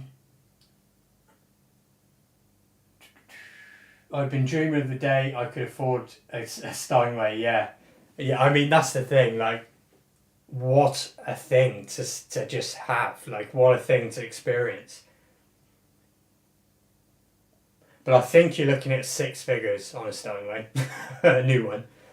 Mr. Rob, you'd love to play the piano, especially some boogie woogie. Yeah, again, I've never, with that sort of thing, I just tend to think guitar. But yeah, you are right. I should try and do it, really.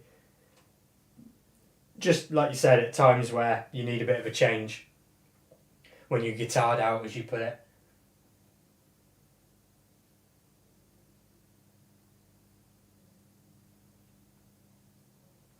I'll probably stay on for about 10 more minutes, so if anyone's got anything, guitar recommendations, riff recommendations, rut busters, all that sort of stuff, let me know.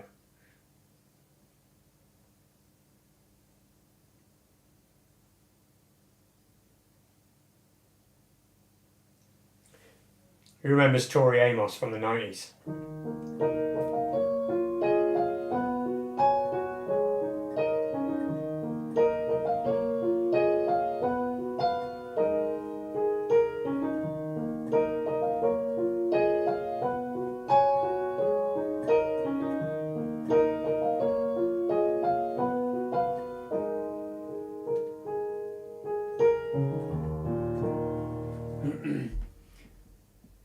Yeah, the £1 million house to stick it all in. Keep playing the lotto. Yeah, that's it. We can all hope to come in some mega money and build our own extravagant collections of musical, marvels and stuff. Bet you can't sing it though.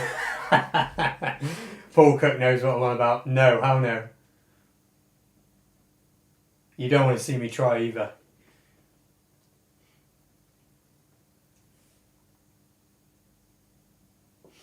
Phil, agree about valves over digital. Yeah, it's weird, man, because every time you say something like that on a video nowadays, it's like you're, I don't know, like you're insulting, like, or against the status quo, or it's like it really seems to rile people, but you're allowed to like both, you know. I mean, I do 80% of my playing on a Boss Katana or a modeler. Doesn't mean I don't still prefer the valves. Trev Wilkinson is someone I admire. I've got his book actually in my little bookcase over there. I haven't got around to reading it yet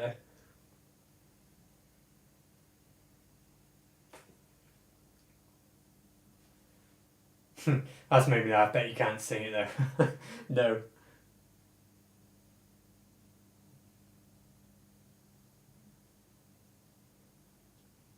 I'd need like Justin Hawkins levels of high pitchness to do that.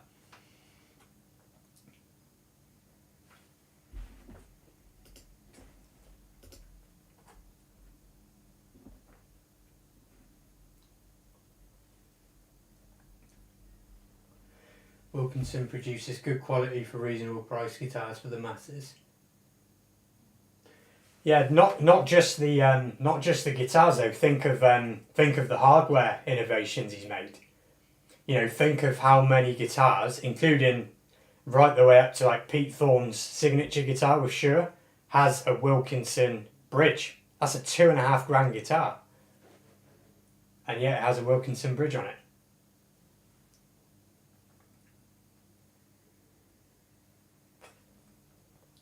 His Easy Lock tuners are some of the best designed, affordable, budget, simple tuners ever. You know, the hardware he's done is amazing as well.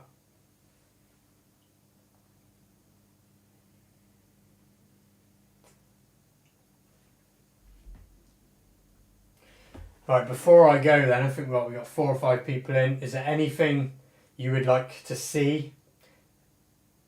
Anything I should try and play on guitar? I don't know if I still got it on. Yeah, I have, I think. Yes. I do.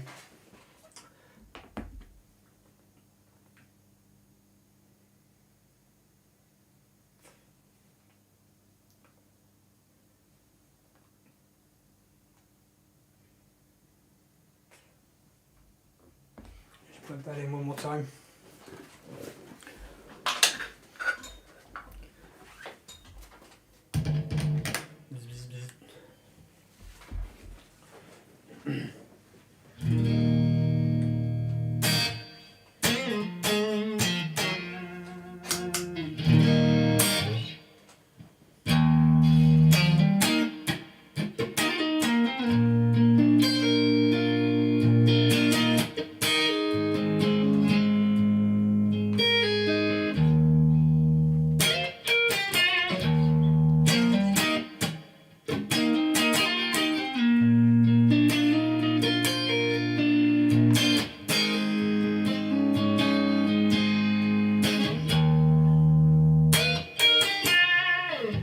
Tony, do I know anything by The Who?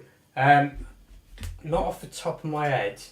There's some bands that I listen to way more than I actually play. A lot of bands, in fact, like CCR, for example. I listen to them quite a bit and never play their stuff, really. See if there's any riffs that jump to mind.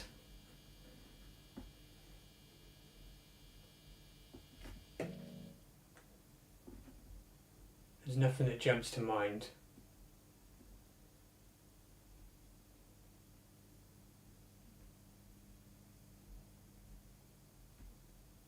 Yeah, nothing that jumps to mind. Sorry, I have to disappoint you on that one. CCR then.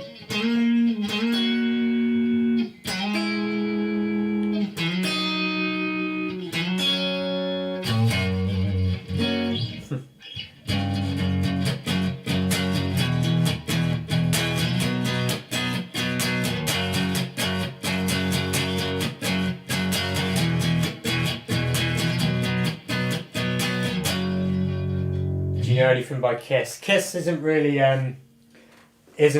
my thing, to be honest.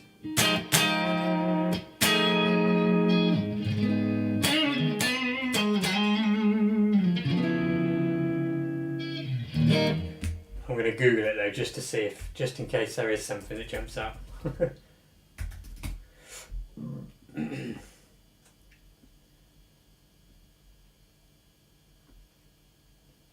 I'm assuming you don't mean Kiss from a Rose by Seal. Can you play the Captain's Riff? Something like that, innit? The Captain's Riff.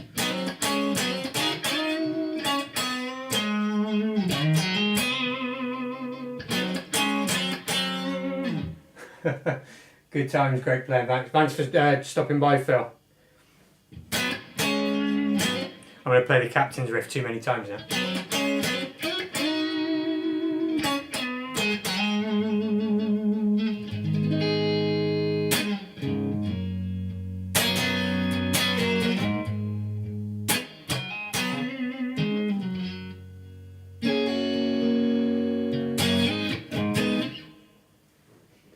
Anyone else got any suggestions? And even if I can't play it, stuff that you think like I would find something new in and broaden my horizons. David Bowie. No, although a friend of mine is a huge, like way bigger than I thought, Bowie fan, and he's going to introduce me to a lot of stuff when I next go and see him, because we often just sit and listen to like vinyls on his system at home. So I'm sure that there'll be some stuff out here that I'll come away with and try and learn. Spot on. The question is, Mr. Rob, can you play the Captain's Lick? Played the Ziggy riff earlier. Did I? Let me hear it a minute.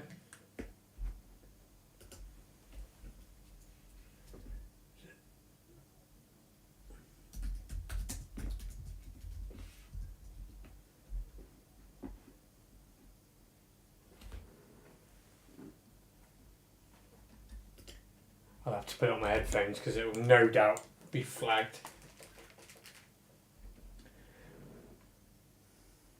Arthur Morgan, small band called Therapy. Look some of their stuff. I will.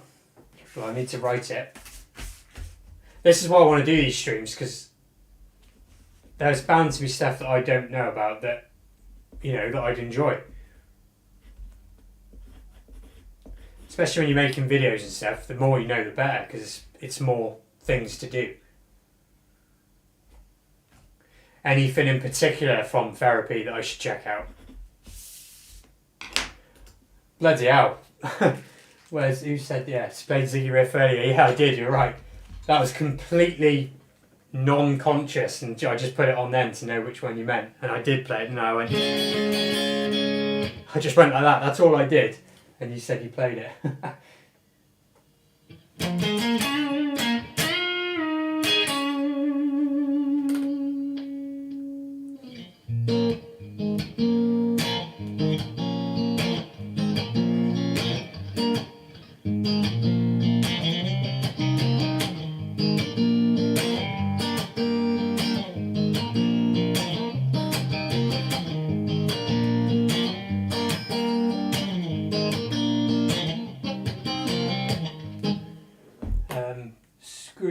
Scream Again, Nowhere, Church of Noise, to name a few. Fair enough.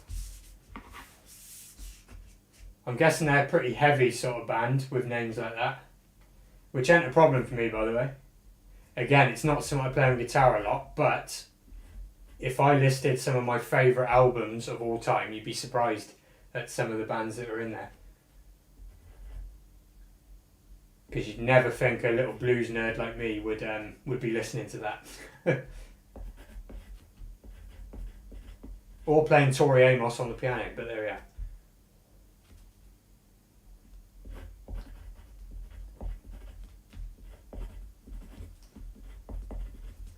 I will check those out after.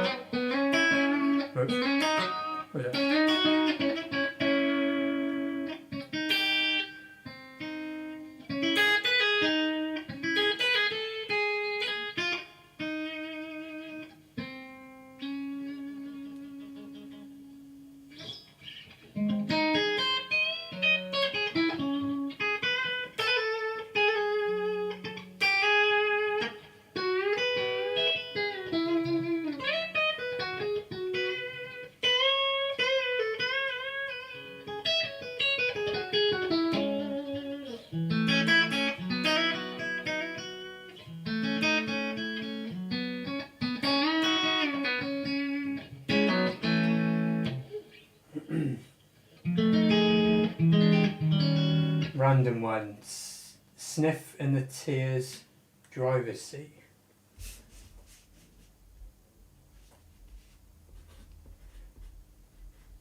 Rob, are we talking about, more heavier kind of music here? What sort of music is it? My eyesight's getting terrible. Sniff and tears.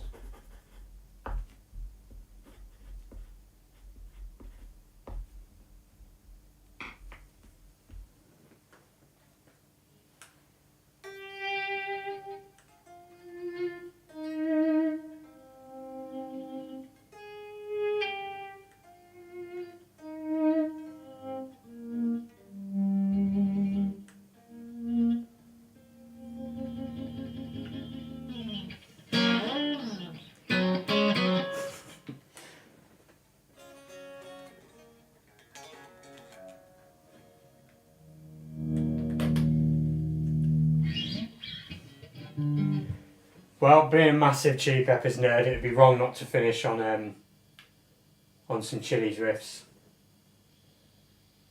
Mellow Rock 70s, cool.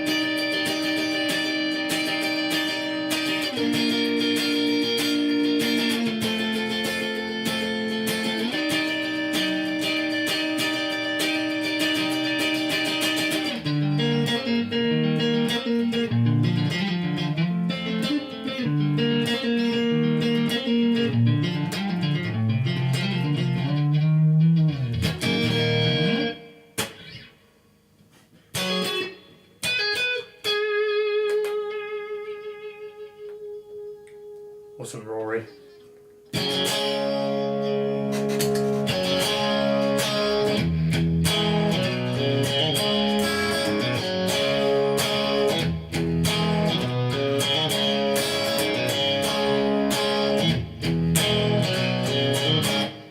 Could you do an I Could Have Lived... sorry, my eyesight's terrible.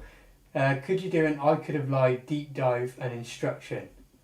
Asking for a friend. I always get confused between I Could Have Lied and their other song. Hang on. Again, like I said earlier, I'm terrible with names, even though I've heard it 1,000 times. Just need to make sure I'm getting the right riff.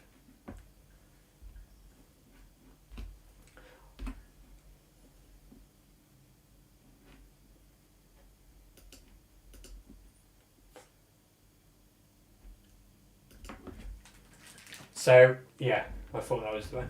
2 seconds. I am in E flat on this guitar, by the way.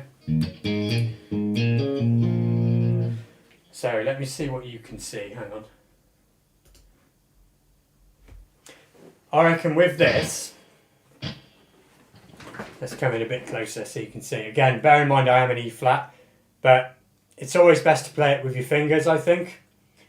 And it's A, hammer on 2nd fret,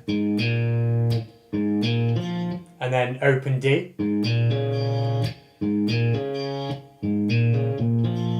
4th fret D.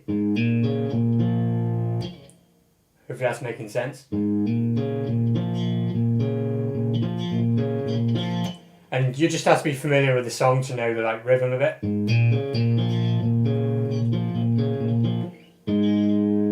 Open A, D7, and then both. Same thing again for the 5th fret on the D. And then 5th fret on the E, 4th fret on the D. So, 3rd fret on the E, open D. So.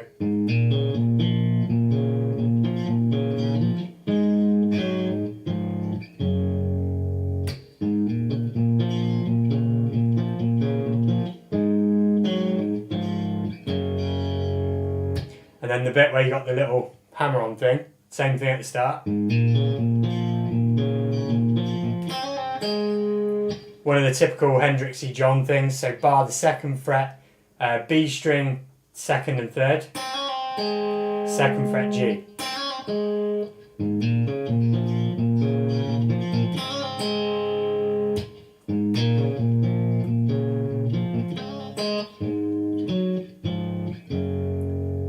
And just mess around with that really until you've got it. And then my favourite bit on that is the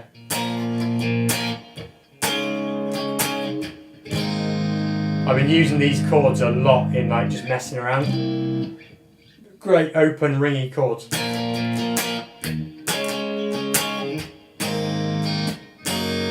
So good.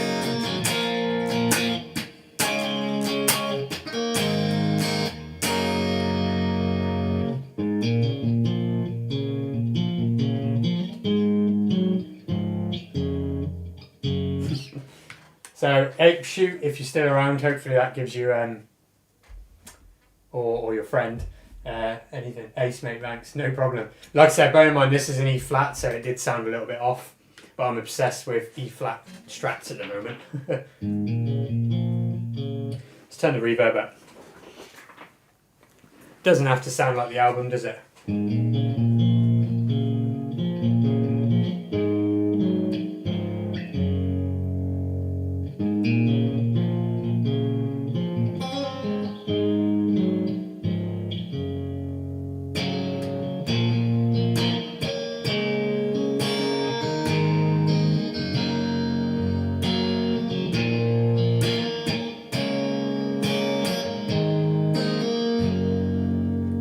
I'm glad you recommended that because I haven't played that in ages and I like it.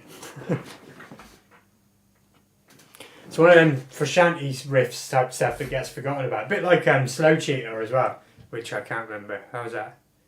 Let's try and clean that. Something like that.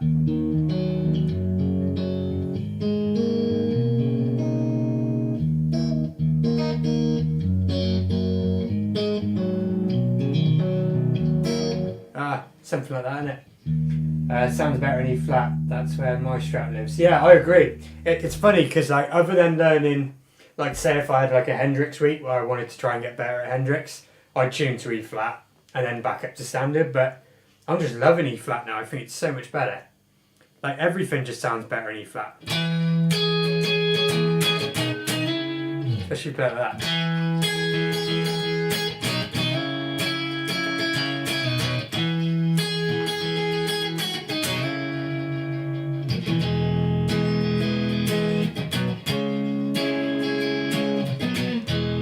And maybe you avoid copyright on YouTube.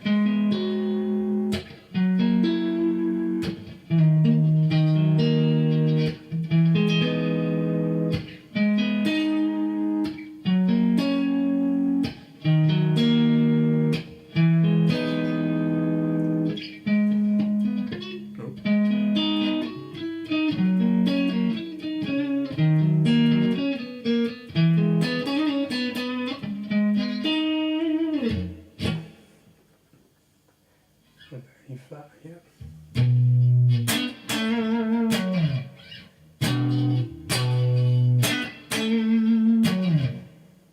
Ape Shoot, before I go, any other Frusciante tips that maybe I could do, because I love doing that.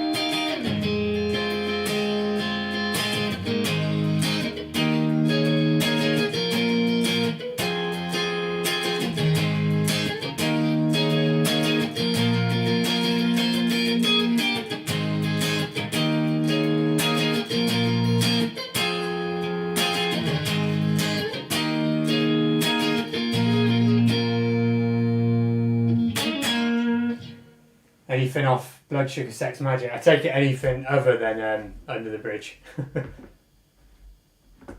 Where am I on here?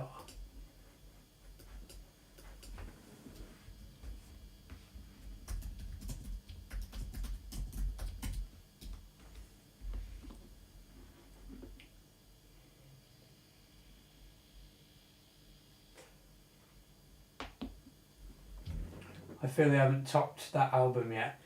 Yeah, do you know what? For me, it's a toss-up between Blood Sugar Sex Magik or By the Way. They're my two favourite Chili's albums. So it'd go probably edge By the Way just a bit. By the Way, Blood Sugar Sex Magik, Stadium Arcadium, Californication, and then various others. I think the two new albums, I'm proper extending this stream now because you got me talking about Frusciante. But let's look at these two new albums a minute. Just because, you know, I'm sure everyone will leave now because not everyone's obsessed with John. But I reckon between these two albums, right, and my opinion changes on and depending on my mood, which isn't really fair on the albums, but, you know, it is what it is. I think if we just got one album with the best 10 songs, I'd have been like, I think I'd have been more excited by the newer albums. I don't know if I'm like on my own with that opinion, but I reckon you could make one better album than these two. And, you know, like I said, maybe that's just me, but I really do think that. Because I think with this album, there are some moments on it that make you like stop and want to listen, but you can tell it came out of the same sessions, and I just think that now John's come off the back of that world tour, if he's still feeling it, that's when we'll get, you know, something really special. By the way, spot on, don't forget me. Yeah, I haven't got my delay pedal switched on, but...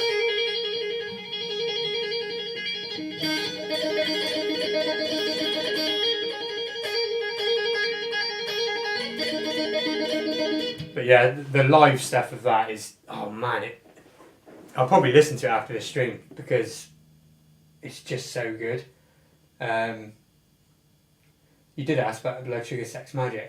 So yeah, my daughter's favourite Chili Peppers song, she's been singing it since she was, I don't know, 4, is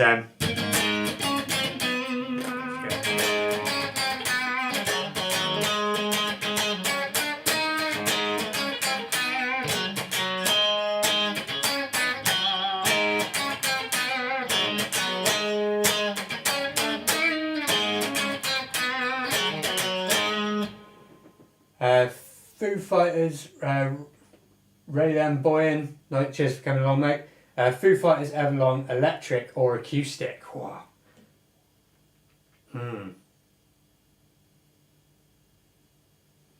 Good question. I don't know. They're both, you know, staples in my life, pretty honestly. You know, they have been the soundtrack to my life, along with Chili Peppers. I don't know, Everlong, electric or acoustic? I guess electric most of the time. And then just when you forgot there's the acoustic version, then that is the best, if that makes sense.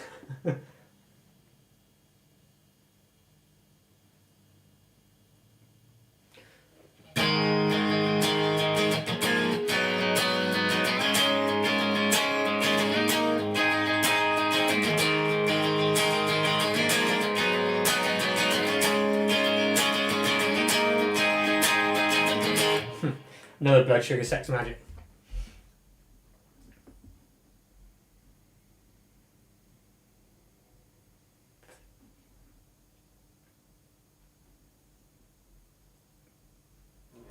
Greetings from Indonesia, mad. Greetings from sunny England. I can't do those without playing Under the Bridge, and then unless anyone's got anything else, maybe I'll leave it at that, but I'm alright for now. Advantage to the katana is that you can play. My daughter's asleep upstairs and this amp ain't too bad. Maybe I'll turn it down a tiny bit just to be polite.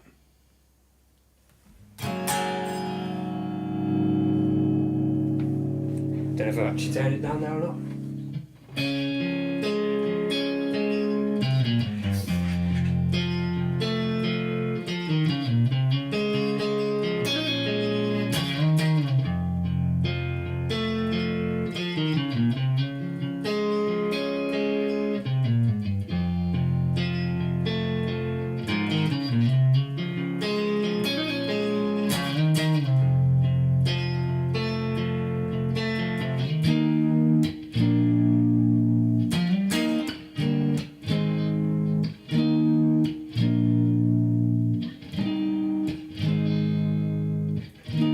No, these are Radio Shop 63s, I think.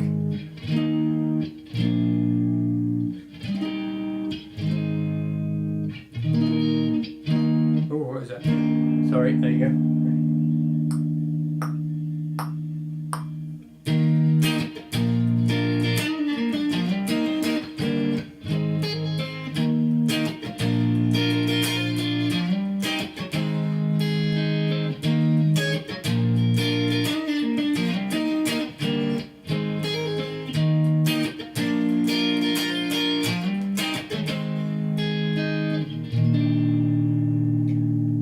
Tried playing a song, Bohemian Rhapsody.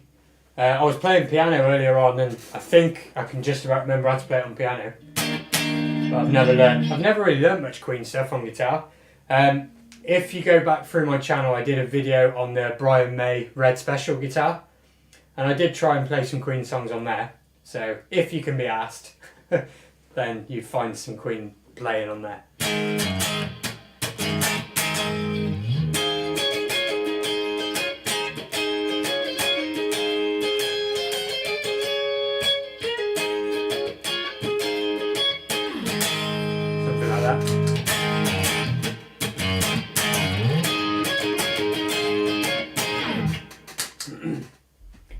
I know that's not Bohemian Rhapsody, but it's the only Queen song I can remember at the minute.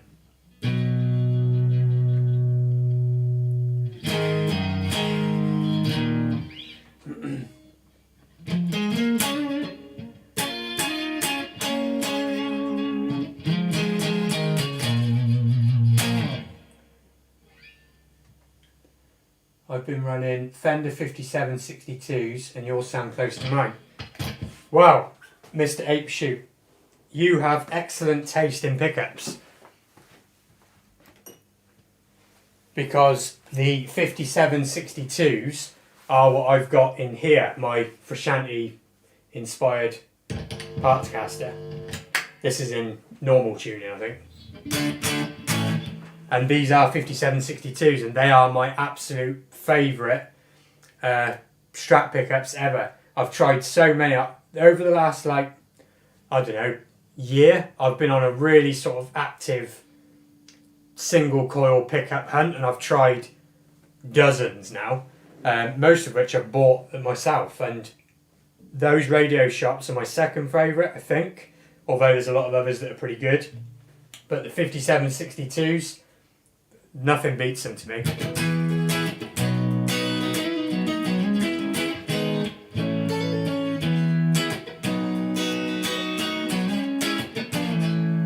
Well, it's made my ear funny because it's standard tuning, but you know what I mean.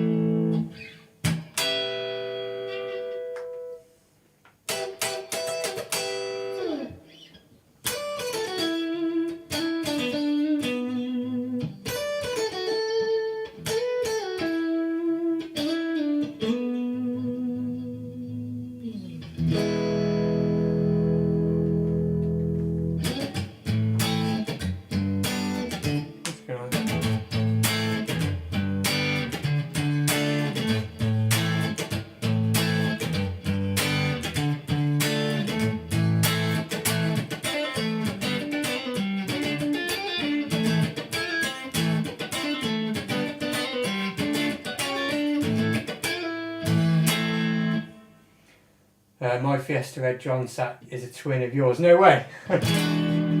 It's mad. Like, obviously, like everyone would go for the Sunburst, for a John Frusciante style Strat, and I went for the Fiesta Red because I just thought it'd be a bit different, but it is a close replica of his 61. Similar wear and tear. I'm not sure if the camera will pick this up, but one little touch that I thought was pretty cool. Not sure if you can see at the bottom of that, it says John Frusciante 1961.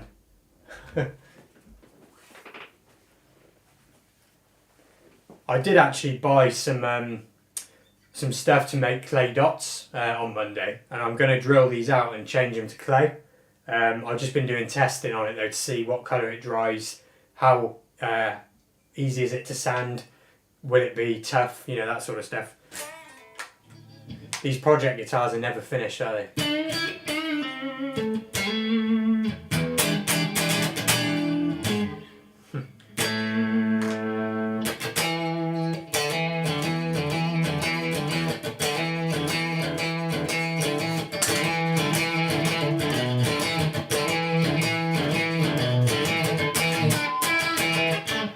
Whoops.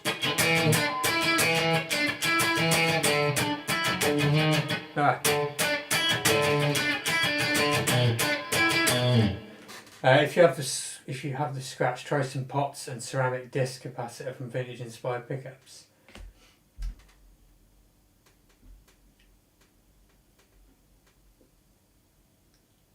Oh, right, cool.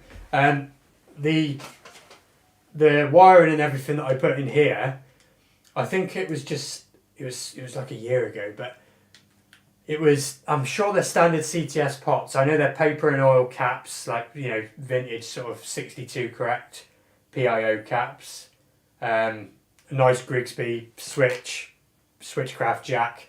I did try my best to kind of build the best I could with all the parts. But now you've got me itching. Like I said, these things are never finished. Ceramic disc capacitor. I'll quickly look at that a minute because I'm not sure. If that's another way of saying paper and oil, I guess not.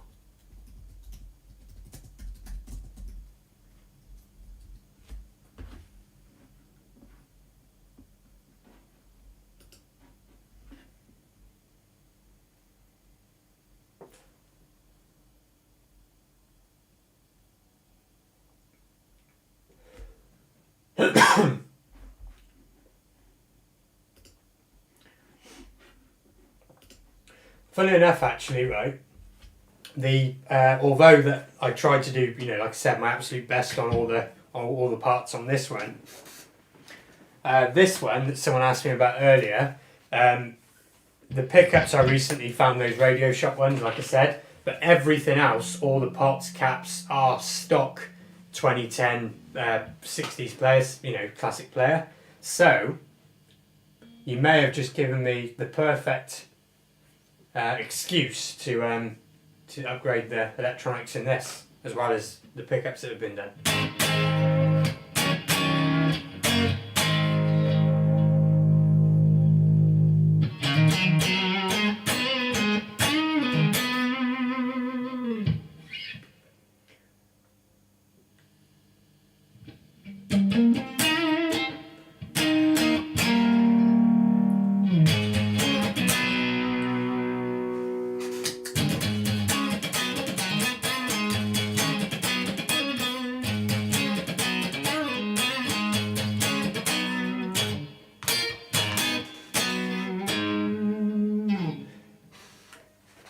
Right, I think I'm gonna get going because I've overrun a little bit.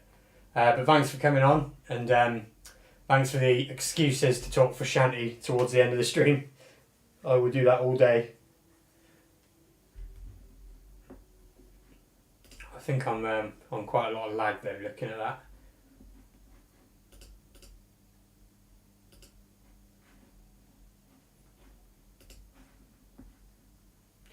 I'm also amazed my camera stayed on because it's just running off a battery, and I thought the battery would have died by now. Sorry, I'm the same way. I wish I could find some stuff Matthew Scott finds. Yeah, man. I guess for him, location-wise, is fortunate. There's probably a lot where he is. Property around him, I'm guessing, is easier to get into than where I am in the UK, for example. So you can crank all that vintage gear. But the guy deserves it, man. I mean, he's a killer player, and he's got the right. I think he's got the right sort of attitude and love for it. So it's cool. It's cool to see. But yeah, I know what you mean. I wish I could find it as well. Mr. Rob, thanks for the tunes. Thanks for stopping by. I know it's been a quiet one, but you know, I don't do streams very much. 2 hours, mad.